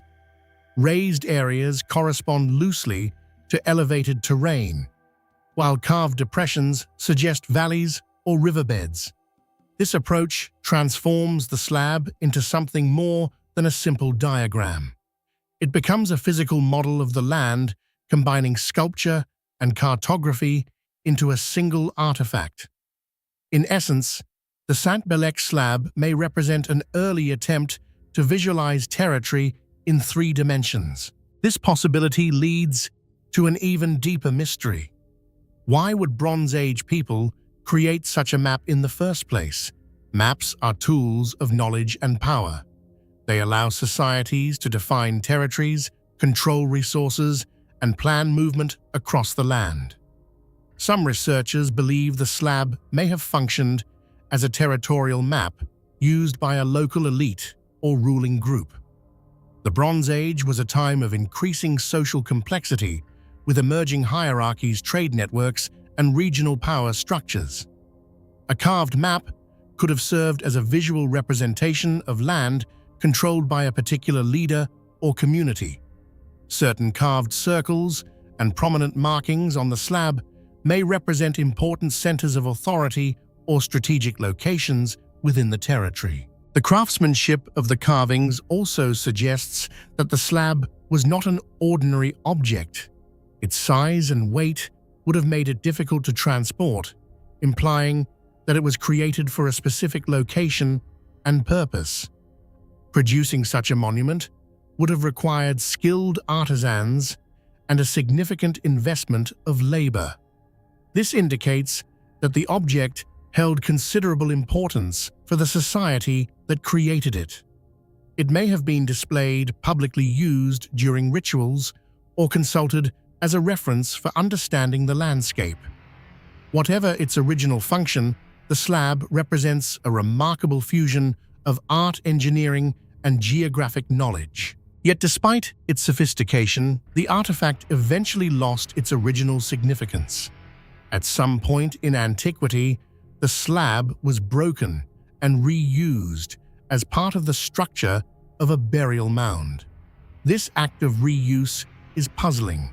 If the stone had once been a valued representation of territory, why was it deliberately fragmented and incorporated into a tomb? One possibility is that the society that created the map collapsed or underwent a major transformation. As political structures changed, objects associated with former rulers or territorial systems may have lost their meaning. The slab could have been dismantled during a period of conflict or cultural change, its original message forgotten by later generations. Ironically, this act of reuse may have helped preserve the artifact for modern discovery. Hidden within the burial mound, the slab remained protected for thousands of years. When archaeologists uncovered it in 1900, they had no way of recognizing its true significance. Only with the help of modern technology were researchers able to analyze the carvings in detail and compare them with the surrounding landscape. The use of digital mapping, three-dimensional modeling, and geographic analysis allowed scholars to see patterns that had remained invisible for more than a century. Today, the Saint-Bélec Bronze Age map stands as a remarkable testament to the ingenuity of ancient societies. It challenges long-held assumptions about the technological and intellectual capabilities of Bronze Age communities.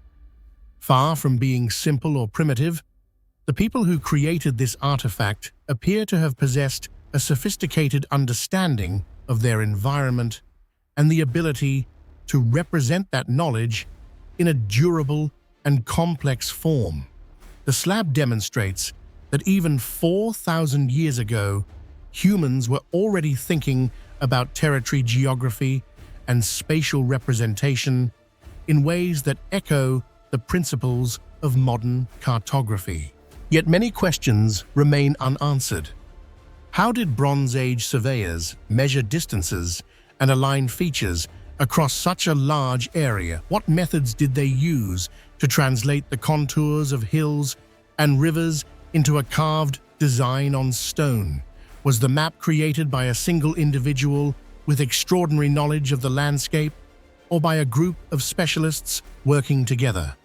And perhaps most intriguingly, are there other ancient maps waiting to be discovered, hidden among artifacts that have not yet been recognized for what they truly represent? The Saint-Bélec slab suggests that the ancient world may have possessed forms of knowledge that modern archaeology is only beginning to understand.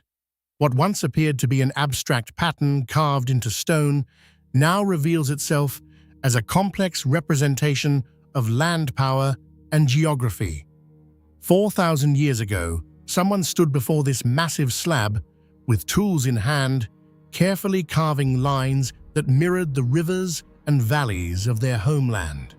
Today, those lines remain as silent evidence of a forgotten tradition of mapping, reminding us that even in the distant past, humans were already striving to understand and represent the world around them.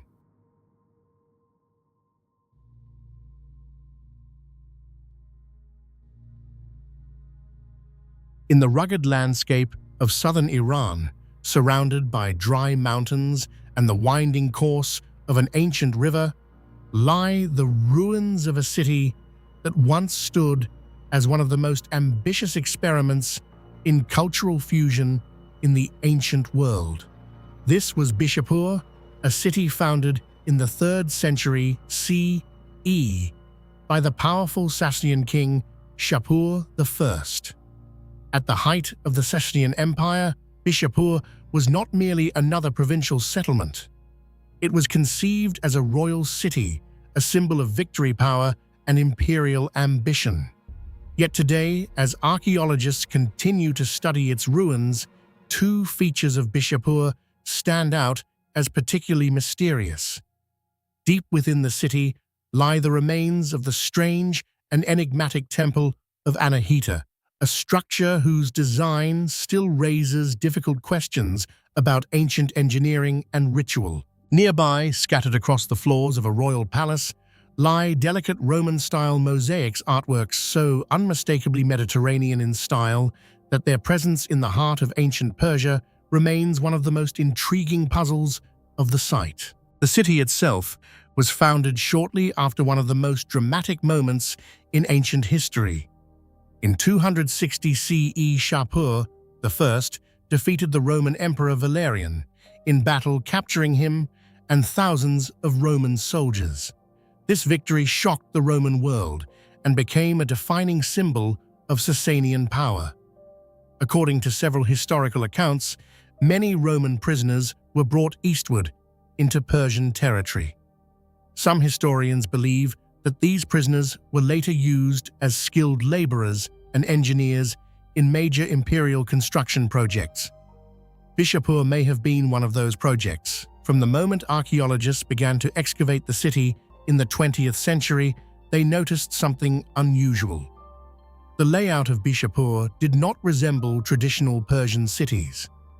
Instead, it followed a carefully planned grid pattern with wide streets intersecting at near-perfect right angles, a design far more typical of Roman urban planning than of Sasanian architecture.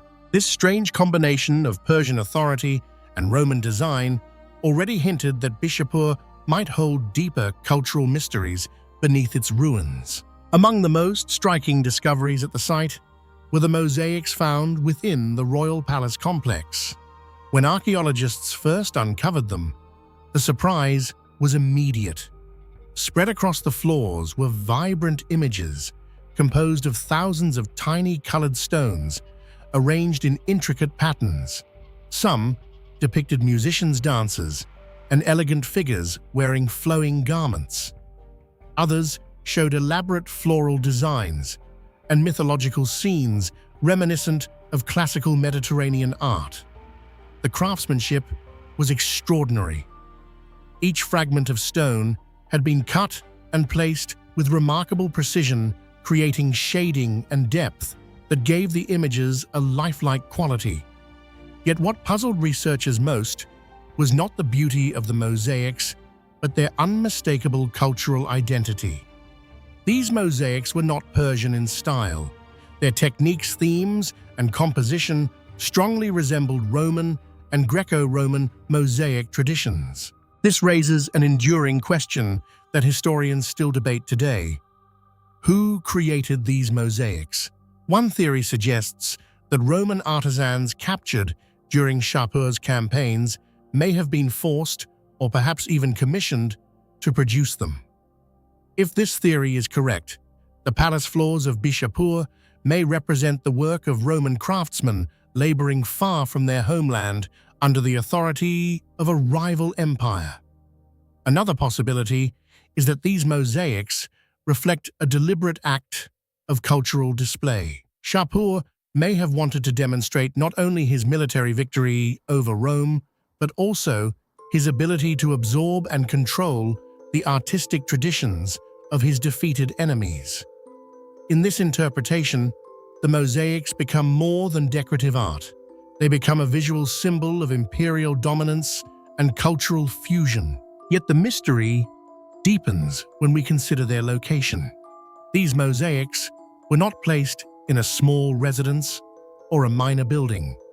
They decorated major ceremonial spaces within the royal complex. This suggests that they were meant to be seen by elite visitors and members of the court. The presence of such unmistakably Roman artistic elements in a Persian royal setting hints at a complex relationship between conquest, cultural exchange, and imperial identity. Rather than rejecting Roman artistic traditions, the Sasanians may have deliberately incorporated them into their own visual language. Only a short distance from these palace mosaics stands another structure that continues to challenge archaeologists, the Temple of Anahita. At first glance, the building does not resemble a typical temple. Instead of rising above the surrounding landscape, the structure appears sunken into the ground. Massive stone walls form a rectangular enclosure that lies several meters below the level of the surrounding terrain.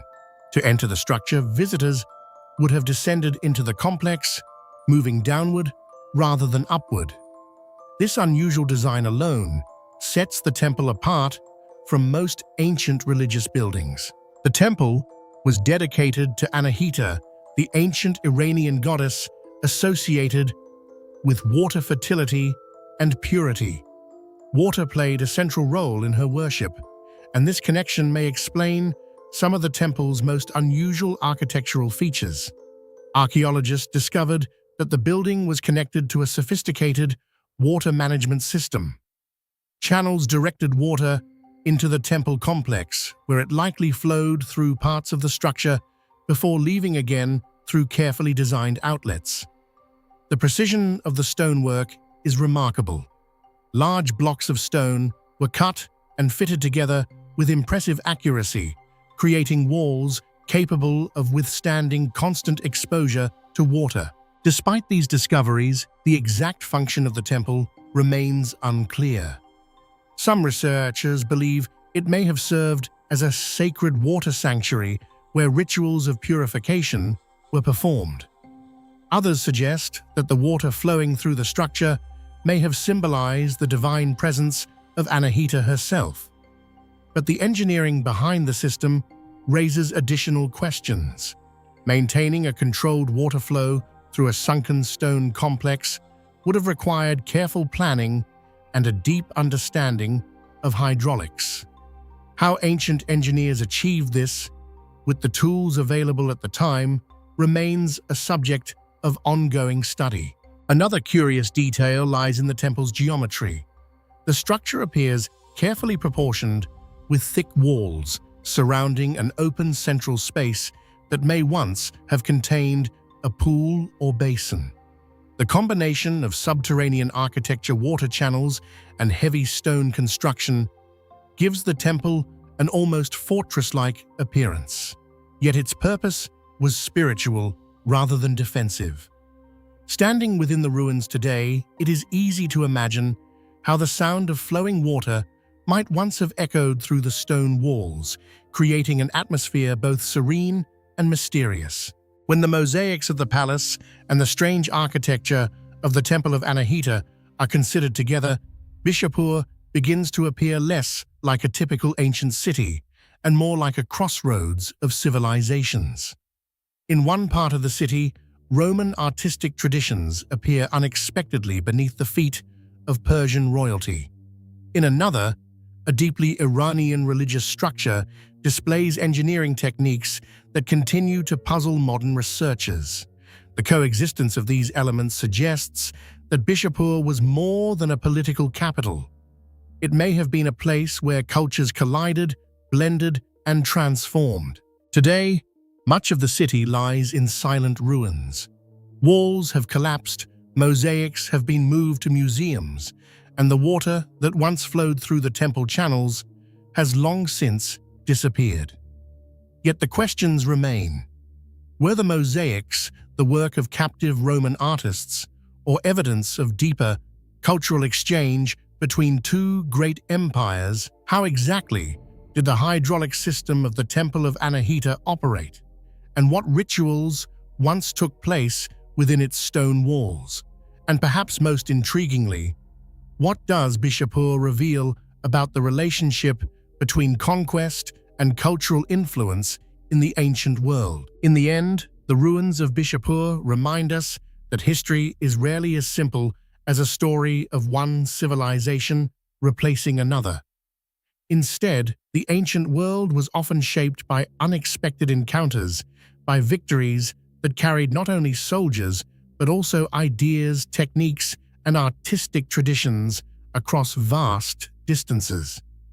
Beneath the dust of southern Iran, the mosaics and temples of Bishapur still whisper fragments of that story, one in which Persia and Rome, rivals on the battlefield, became strangely intertwined in stone art and architecture.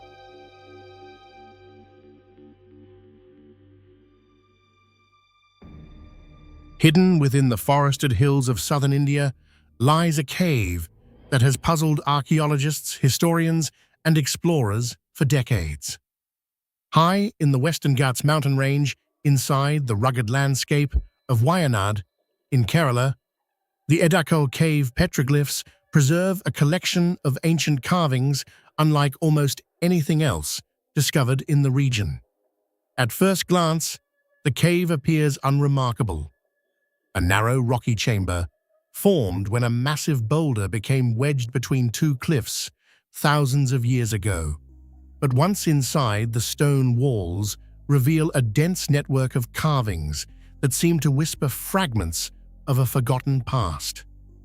These engravings, etched directly into the rock surface, form one of the most mysterious archaeological records in South Asia. Their age, their purpose, and even the identity of the people who created them remain subjects of intense debate. What makes Edakkal truly extraordinary is not just the presence of ancient carvings, but the complexity and diversity of the symbols themselves, suggesting that the cave may have served as a place of communication, ritual, or cultural memory across thousands of years. Many researchers believe that some of the carvings found inside the cave may date back between 6,000 and 8,000 years, placing them deep within the prehistoric period.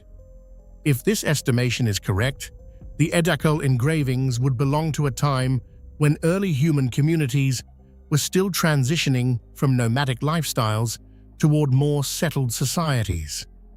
However, the mystery deepens when archaeologists examine the layers of carvings more closely. The markings do not appear to have been created at the same time. Some symbols are deeply weathered and ancient, while others look comparatively newer.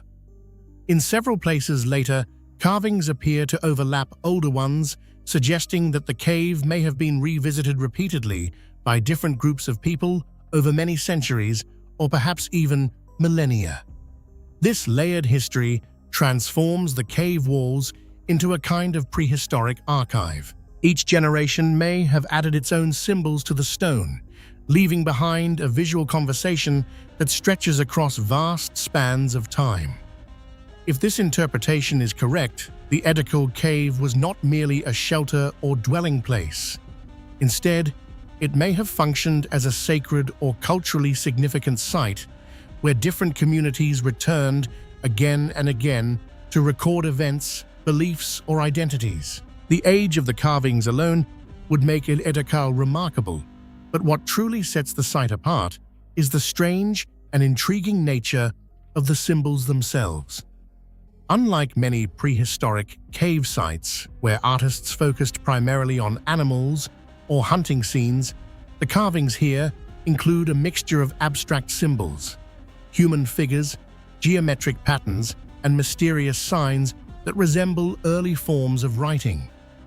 Some of these shapes appear repeatedly forming patterns that seem too deliberate to be random decoration.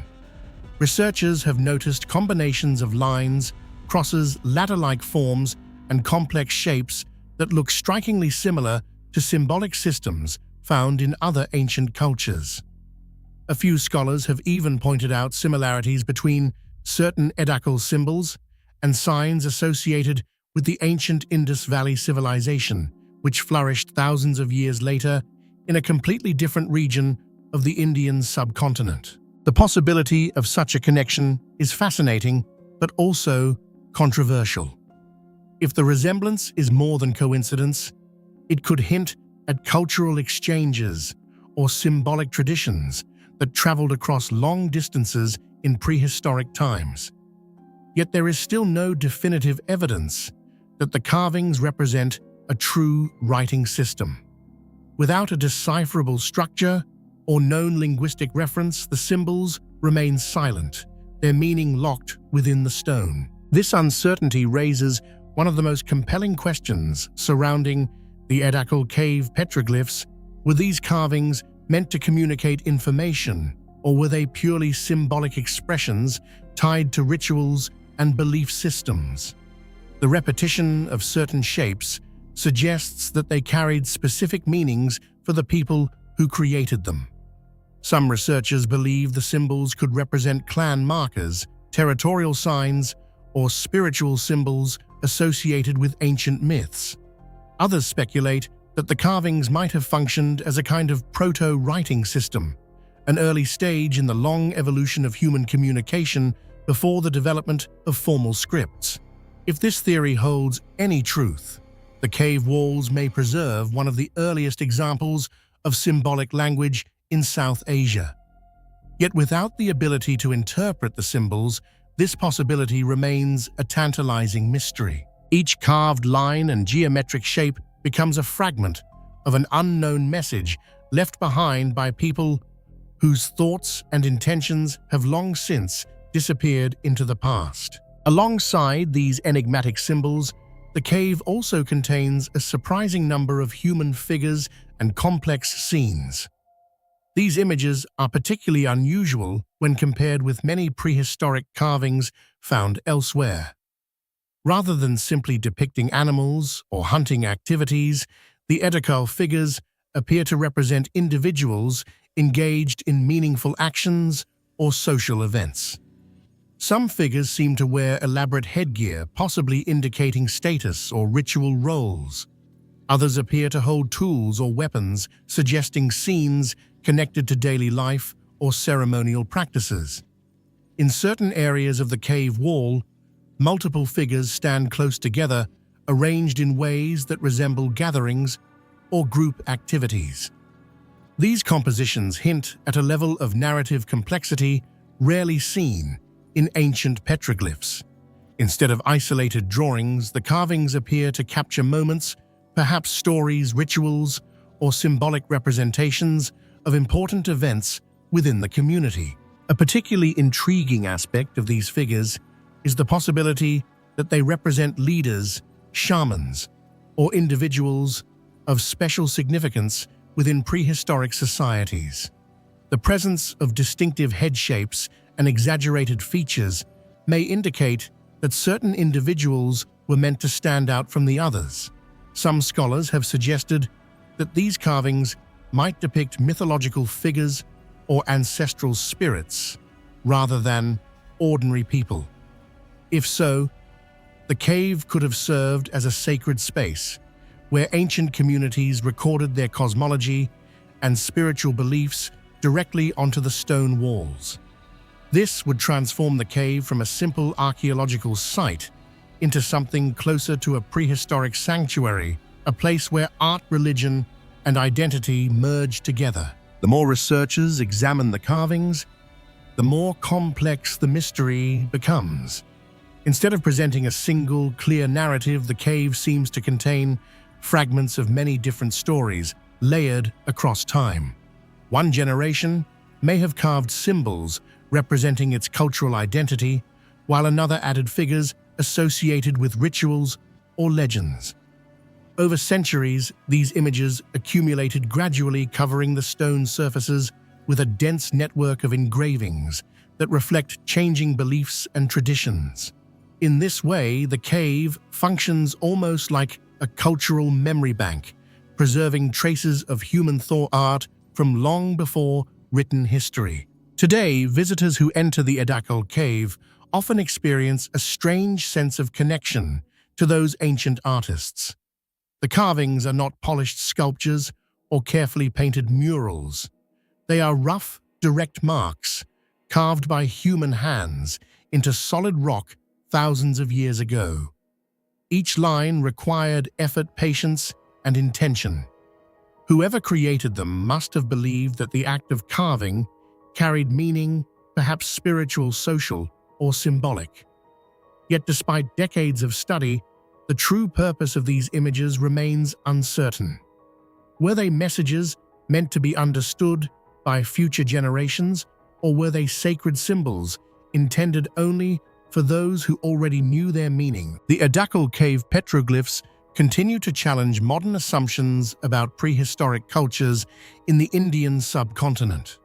They suggest that long before formal civilizations emerged, early communities were already capable of complex, symbolic expression and visual storytelling. Whether these carvings represent early writing ritual art or something entirely different, they reveal a level of intellectual and cultural sophistication that still surprises researchers today. And perhaps the greatest mystery of all is that the answers may still be hidden within the stone itself, waiting for someone to finally understand the language of these ancient marks carved into the heart of the mountain.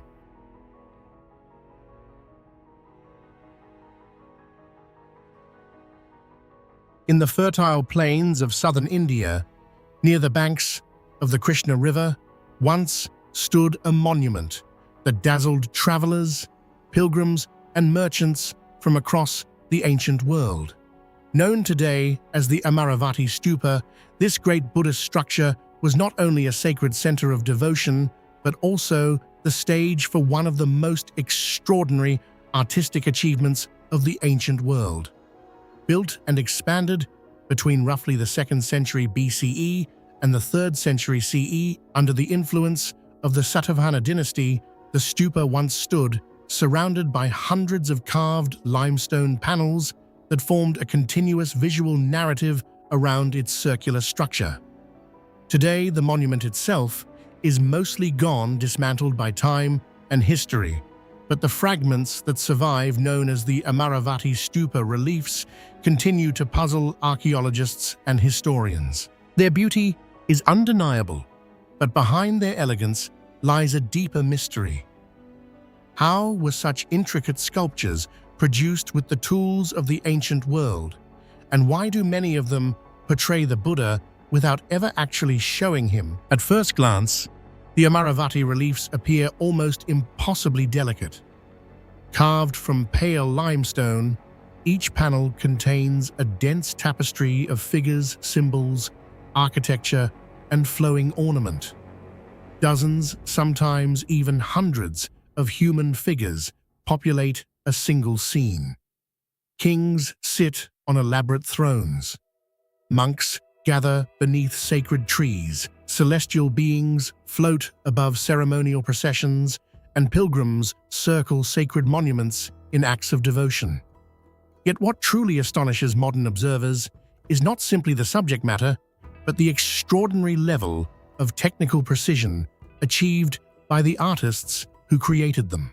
The carvings display an almost microscopic attention to detail. Jewelry strands are rendered bead by bead. Flowing garments cling to bodies with folds so subtle they resemble sculptural fabric rather than carved stone. Facial expressions, though only centimeters wide, convey emotion, curiosity, reverence, or contemplation. Even architectural backgrounds, tiny railings, miniature stupas, and layered buildings are depicted with remarkable depth and perspective. Many panels appear almost alive with movement, as if frozen moments of a living world were somehow captured within stone. Such sophistication raises a difficult question. The artisans who created these reliefs lived nearly 2,000 years ago in a time when metal tools were relatively simple compared to modern equipment. There were no powered drills, no electric carving devices, no precision cutting machines. The sculptors likely worked with iron chisels, stone tools, and handheld instruments. Yet the accuracy of their lines, the smooth curvature of forms, and the consistent depth of carving across vast surfaces suggest a mastery that seems astonishing for the technological context of the time. Even more puzzling is the sheer scale of the work. The Amaravati stupa was once surrounded by a large stone railing and decorative drum slabs, each covered with elaborate narrative carvings. Producing a single panel of such complexity would require immense time and skill. Producing hundreds of them would require a highly organized artistic tradition, perhaps an entire community of specialized craftsmen working over generations. Archaeologists refer to this artistic tradition as the Amaravati school of sculpture. Yet many aspects of how these artisans trained, organized their workshops, and transmitted their techniques remain unknown. Some scholars suggest that the region's involvement in international trade may have played a role.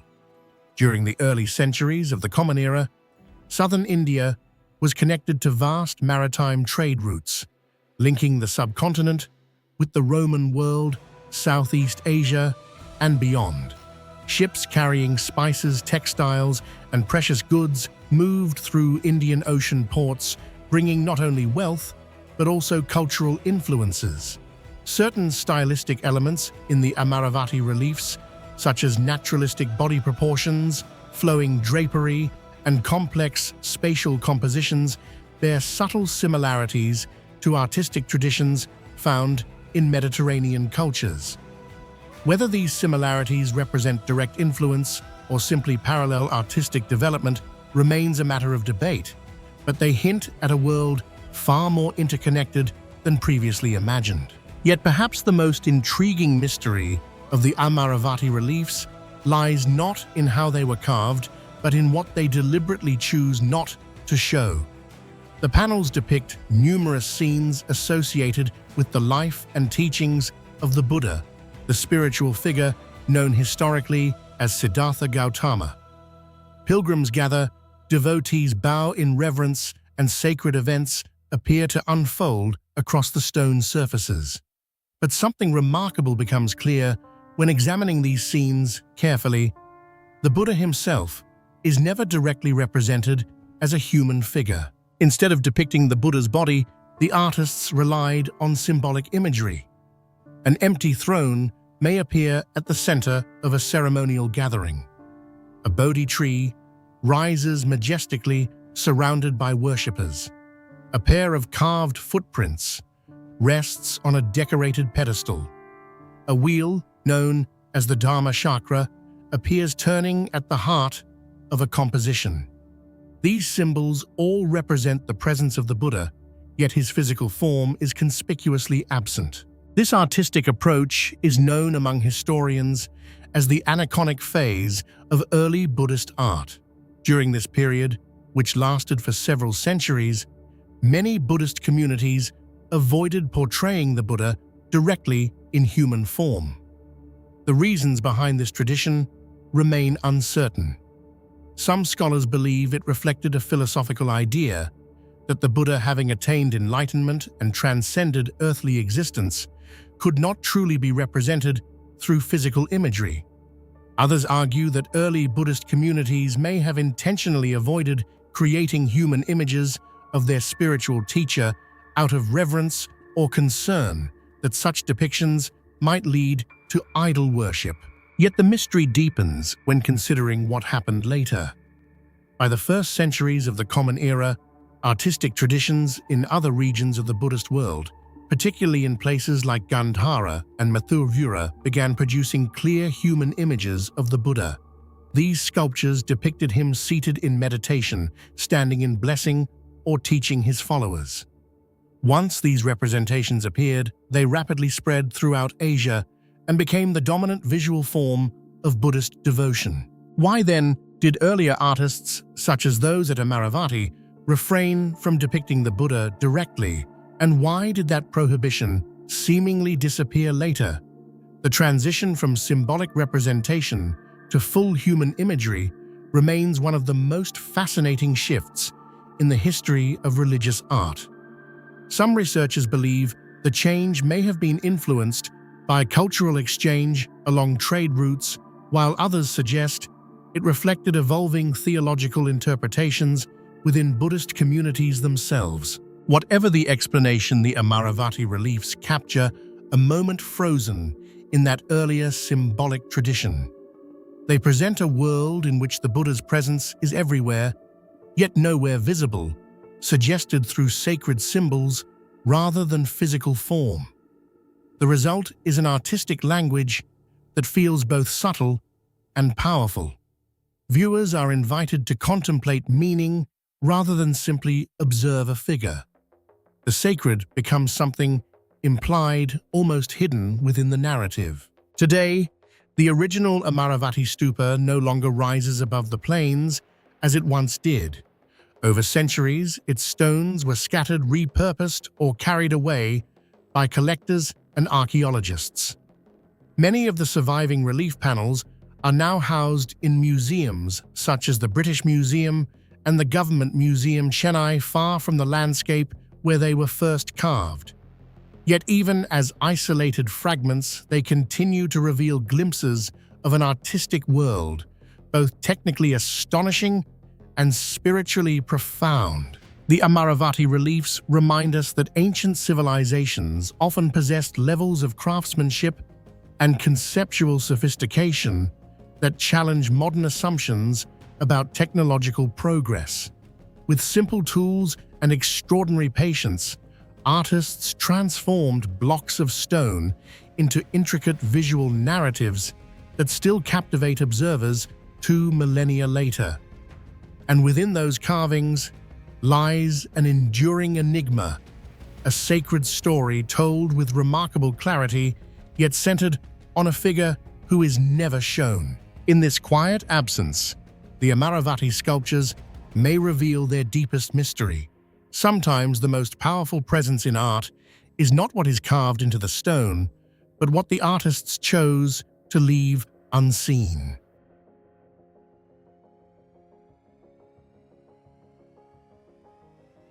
Across the vast, windswept steppes of central Kazakhstan lies a little-known archaeological site that has begun to attract increasing attention from researchers searching for clues about the ancient civilizations of the Eurasian grasslands.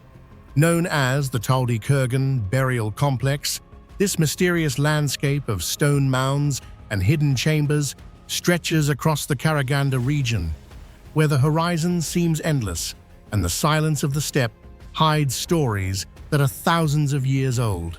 At first glance, the site may appear simple, just scattered piles of stone rising gently from the grassland.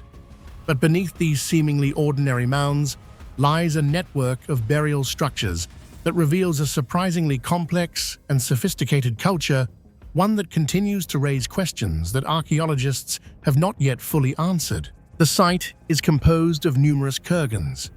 The traditional burial mounds used by ancient steppe societies during the Bronze Age and early Iron Age. These mounds were typically built to honor powerful leaders, warriors, or important members of a tribe. At Taldy, however, the kurgans are not random graves scattered across the land. Instead, they form a structured and carefully organized complex. Some of the mounds reach several meters in height and span dozens of meters in diameter. From above, the arrangement of the kurgans suggests intentional planning rather than simple burial activity.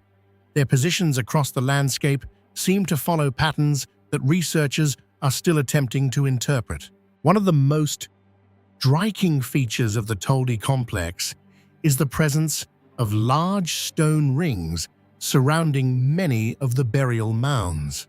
Massive stones, some weighing hundreds of kilograms, were transported and carefully positioned to create circular formations around the central burial chambers.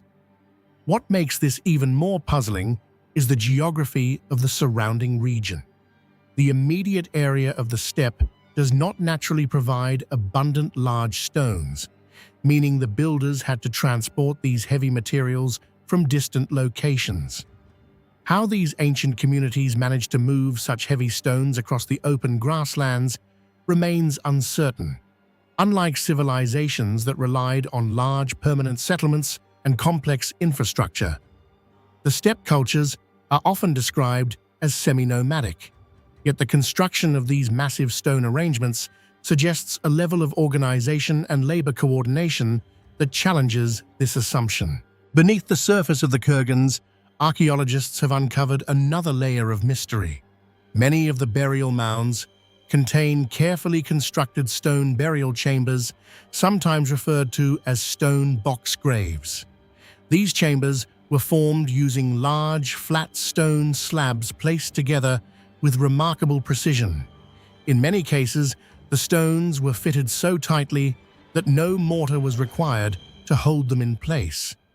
Even after thousands of years, many of these chambers remain structurally stable.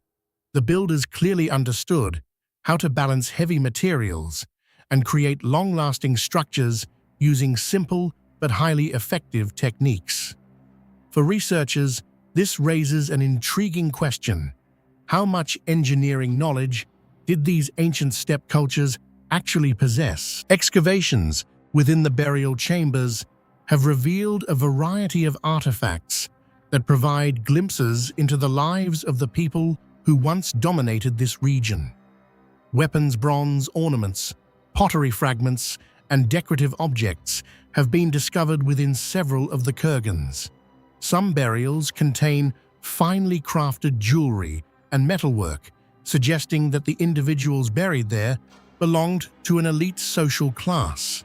These findings indicate that the societies responsible for the Taldy complex may have had a hierarchical structure where leaders or warriors were honored with elaborate burial rituals. However, not all of the kurgans contain human remains. Some burial mounds appear to be completely empty, containing neither bones nor grave goods. This unusual feature has puzzled archaeologists. One possibility is that these mounds served as symbolic or ceremonial structures, perhaps connected to spiritual beliefs or ritual practices rather than actual burials. Another theory suggests that some tombs may have been looted in ancient times with the contents removed long before modern excavations began. Yet the complete absence of burial traces in some chambers hints that these structures may have had a different purpose altogether. Another intriguing aspect of the Taldy kurgan complex is the possible relationship between the burial mounds and the surrounding landscape. When researchers map the site from an aerial perspective, certain alignments between the mounds begin to emerge. Some archaeologists have suggested that the placement of the kurgans may reflect astronomical or ceremonial orientations. Similar patterns have been observed in ancient monuments across different parts of the world, where structures were aligned with solar events such as the solstice. or with prominent stars in the night sky. Although no definitive proof has yet been found at Taldy, the possibility that the site also functioned as a ritual landscape adds another layer of intrigue. The artifacts and burial practices discovered at Taldy also hint at broader cultural connections across the Eurasian steppe. During the Bronze and early Iron Ages, the steppe region served as a vast corridor linking distant civilizations from Eastern Europe to Central Asia. The objects found within the kurgans display stylistic features that resemble those of early Sakar and Scythian cultures known for their nomadic warrior societies and distinctive animal-style art. These similarities suggest that the people who built the Taldy burial complex may have been part of a much larger cultural network that stretched across thousands of kilometers. Despite these discoveries, many fundamental questions remain unanswered. Who exactly built the Taldy kurgan complex? Were they early Saka tribes, or did the site belong to an even older and less understood culture of the steppe? How were the heavy stones transported and arranged with such precision in a region where permanent infrastructure appears to have been minimal? And why were some burial mounds left empty while others were filled with valuable artifacts? Today, the quiet steppes surrounding Taldy still hold many of their secrets. Wind moves across the grasslands just as it did thousands of years ago, passing over the silent stone rings and ancient burial mounds. Beneath those stones lie the traces of a society that once thrived in this harsh and open environment. A society capable of organizing large construction projects, honoring its leaders with complex burial rituals, and shaping the landscape in ways that continue to puzzle modern researchers. The Taldy kurgan burial complex reminds us that the ancient civilizations of the Eurasian steppe were far more complex than they are often portrayed. While written records from these cultures are scarce, the monuments they left behind continue to speak through stone soil and carefully constructed tombs. And as archaeologists continue to study the site, each new discovery brings us a little closer to understanding the people who built these mysterious monuments on the endless grasslands of Central Asia.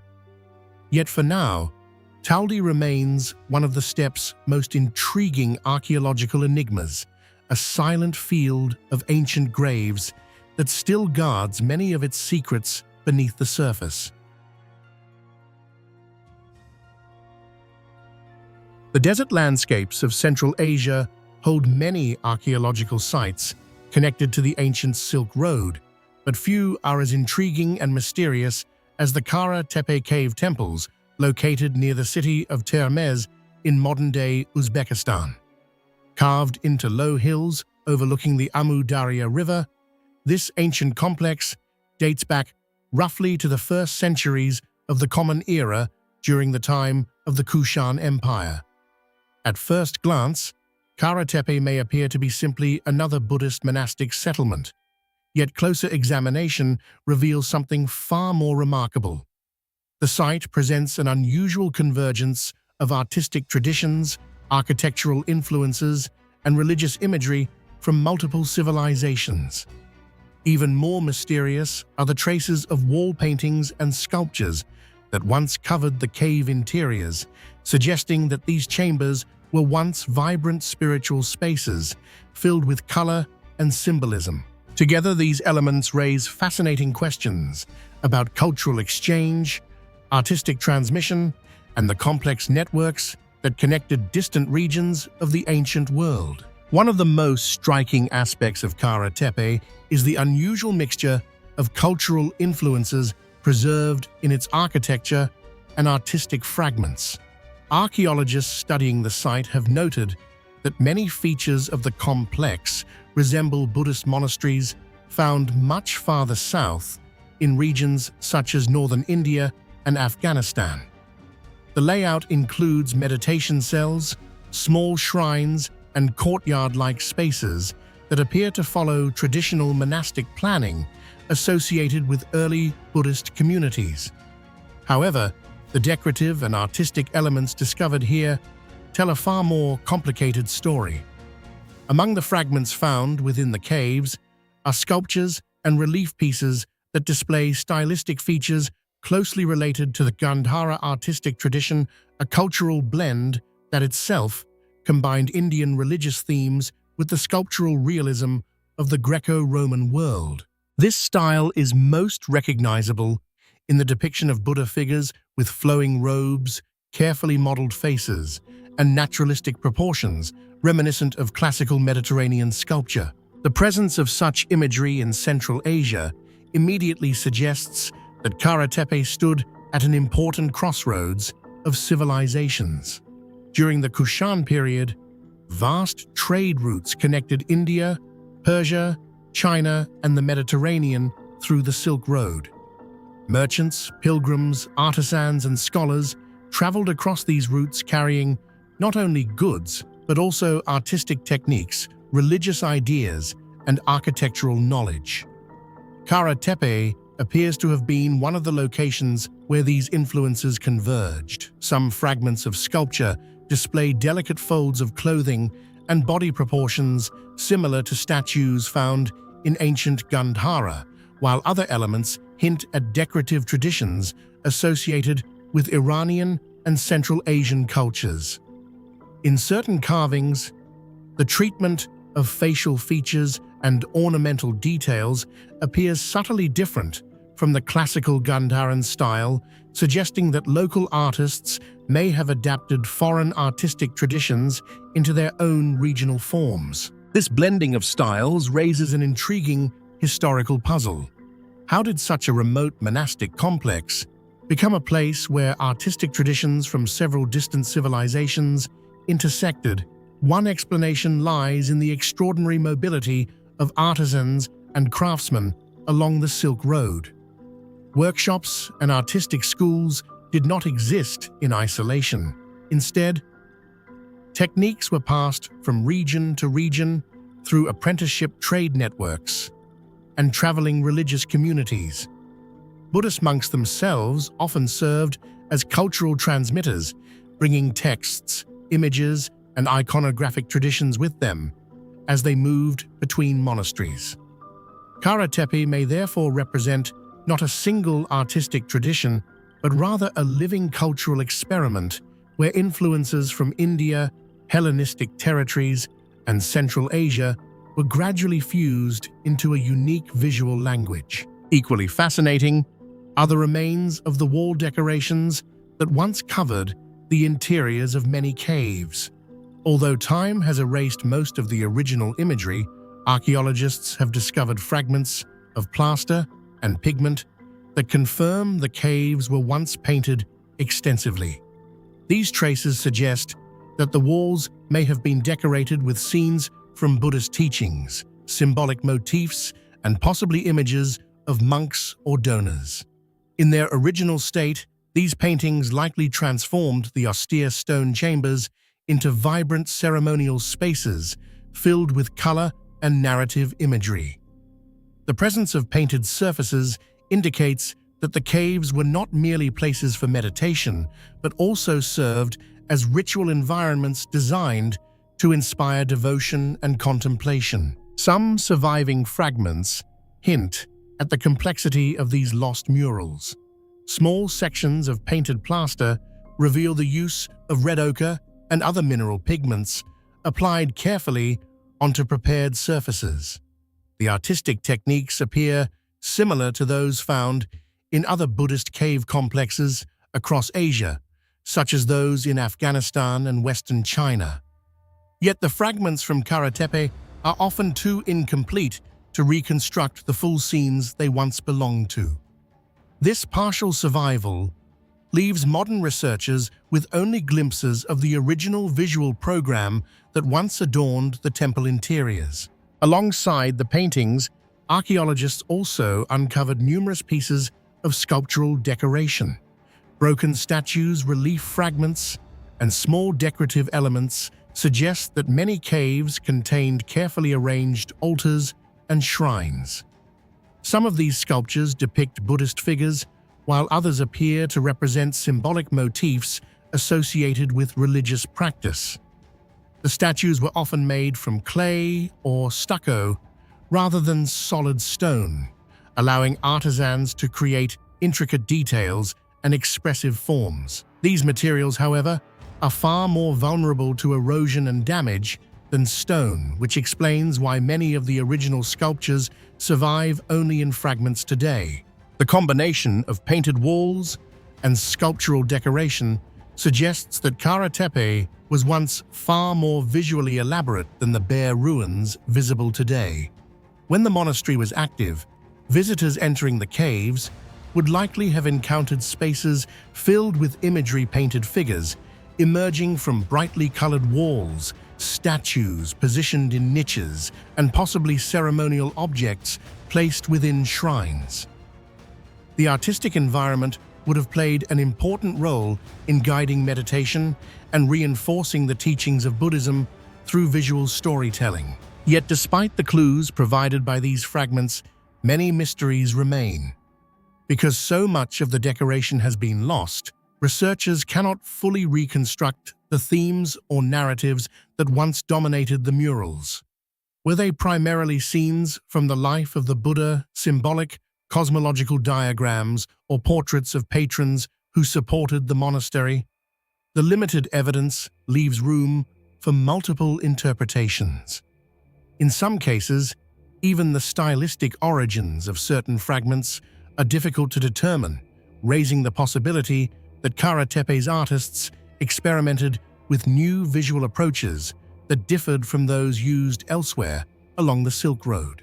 The disappearance of most of the paintings and sculptures adds another layer of mystery to the site. Over centuries, environmental factors such as wind moisture and temperature changes gradually damage the fragile surfaces inside the caves. Human activity may also have contributed to the destruction, whether through abandonment conflict or the reuse of materials in later periods. As a result, modern visitors encounter only faint traces of what was once a richly decorated monastic environment. Today, Kara-Tepe stands as a silent witness to an extraordinary period of cultural interaction in ancient Central Asia.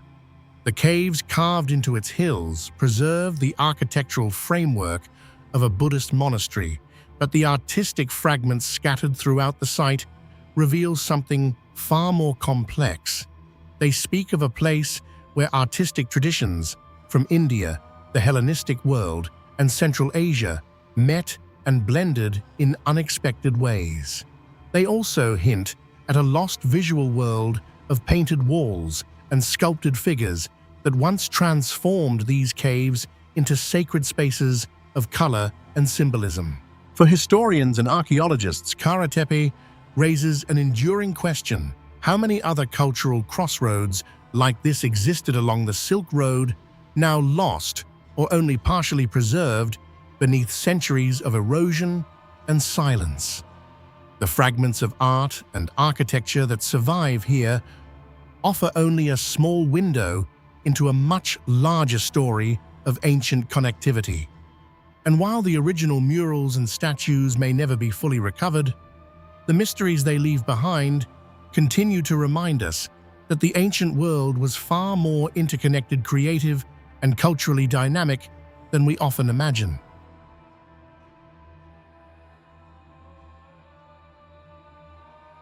High in the rugged landscapes of southern Bulgaria, hidden among the dramatic cliffs of the Rhodope Mountains, lies a little-known archaeological site that continues to puzzle researchers and historians. Known as Chitkaya, this remote rock formation appears at first glance to be just another natural outcrop shaped by time and erosion. But a closer look reveals something far more intriguing. Scattered across the steep stone surfaces are dozens, perhaps even hundreds, of carefully carved niches cut directly into the rock face. Their shapes are deliberate, their placement purposeful, and their origin remains one of the quiet mysteries of the ancient Balkans. These niches vary slightly in form, but often appear rectangular or trapezoidal, carved with surprising precision into the hard stone. Many of them measure roughly similar dimensions, suggesting that whoever created them followed a consistent pattern or ritualized standard.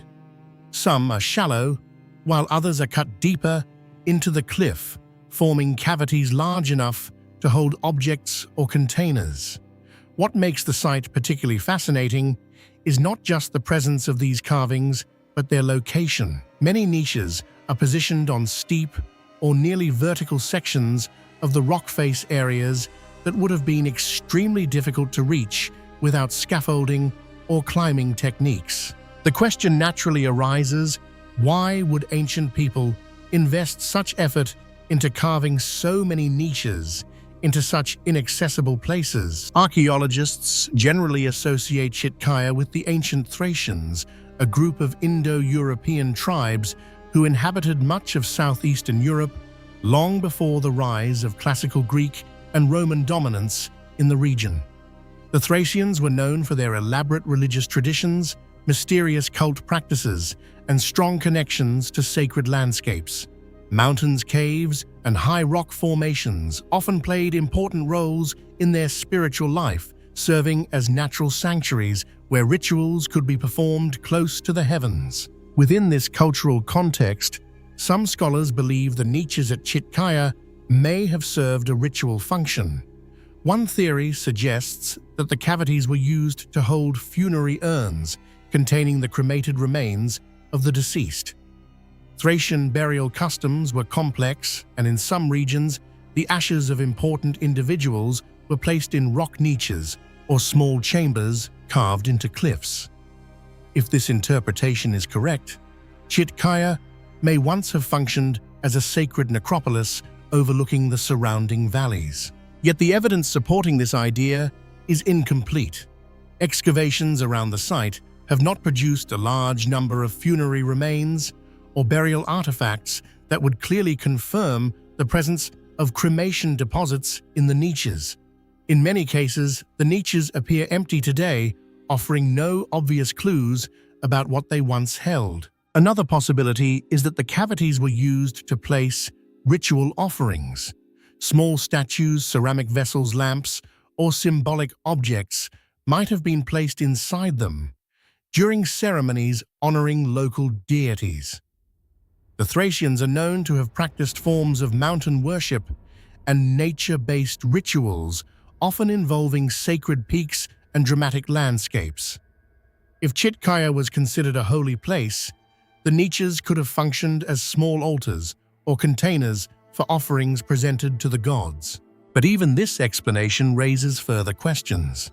The sheer number of niches carved into the rock suggests that the site was used repeatedly over a long period of time.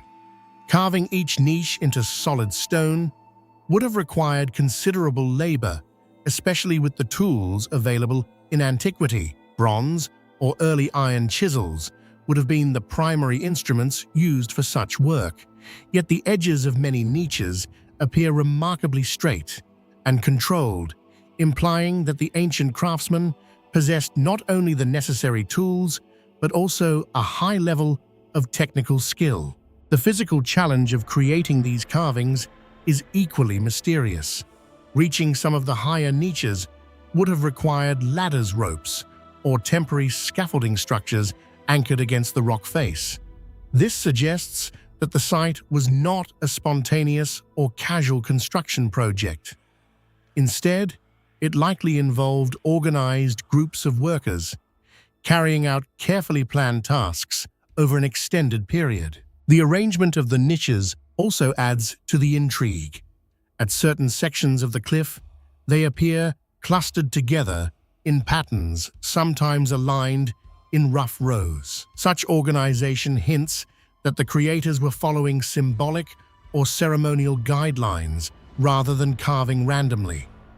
Some researchers have proposed that the niches might represent individual families, clans, or ritual participants, each carving their own space within the sacred rock. Still without inscriptions or written records, the exact meaning of these patterns remains unknown. One of the most puzzling aspects of Chitkaya is the silence of history regarding the site. Ancient Greek historians, such as Herodotus, who wrote about Thracian culture and religion, never mentioned a location matching this description.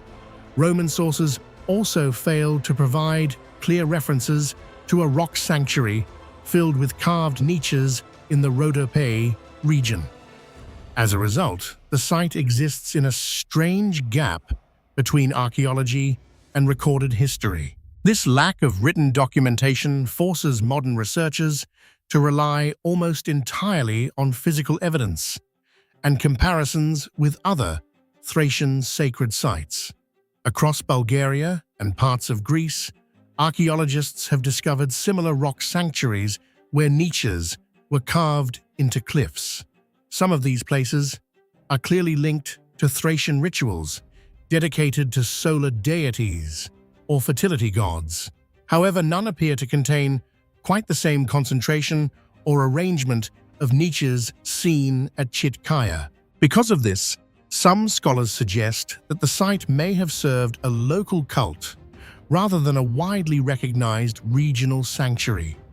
It could have been sacred to a particular tribe or community whose traditions were never recorded by outside observers. Over time, as populations shifted and new cultures moved into the region, the original meaning of the site may simply have been forgotten. There is also the possibility that Chitkaya's purpose evolved over centuries. What began as a small ritual site might gradually have expanded as new generations continued carving niches into the rock. In this scenario, the cliffs themselves became a growing monument to the spiritual life of the community, a layered record of devotion preserved in stone. Standing beneath the towering cliffs today, it is easy to imagine the ancient rituals that might once have taken place there. Fires flickering in the darkness, offerings placed carefully into the carved niches, voices echoing across the mountain valleys during ceremonies that have long since faded into silence. Yet without definitive archaeological evidence, these scenes remain part of a story that is still incomplete. What makes Chitkaya truly fascinating is that it represents a type of ancient monument that does not easily fit into modern categories. It is not a temple in the traditional architectural sense. It is not clearly a cemetery, nor a fortress, nor a settlement. Instead, it exists somewhere between nature and human creation, a landscape transformed by ritual activity but never fully explained by it.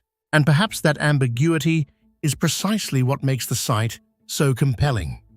Across the ancient world, many cultures left behind monumental structures designed to endure for thousands of years.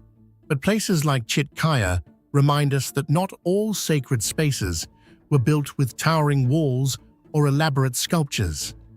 Sometimes the most mysterious monuments are those carved quietly into the landscape itself, leaving behind traces that raise more questions than they answer. Even after centuries of study, the niches of Chitkaya continue to challenge archaeologists. Were they funerary chambers, ritual offering holders, symbolic markers of clan identity, or something entirely different? The truth may lie somewhere among these possibilities, or perhaps beyond them. For now, the cliffs remain silent, their ancient carvings watching over the mountains as they have for millennia.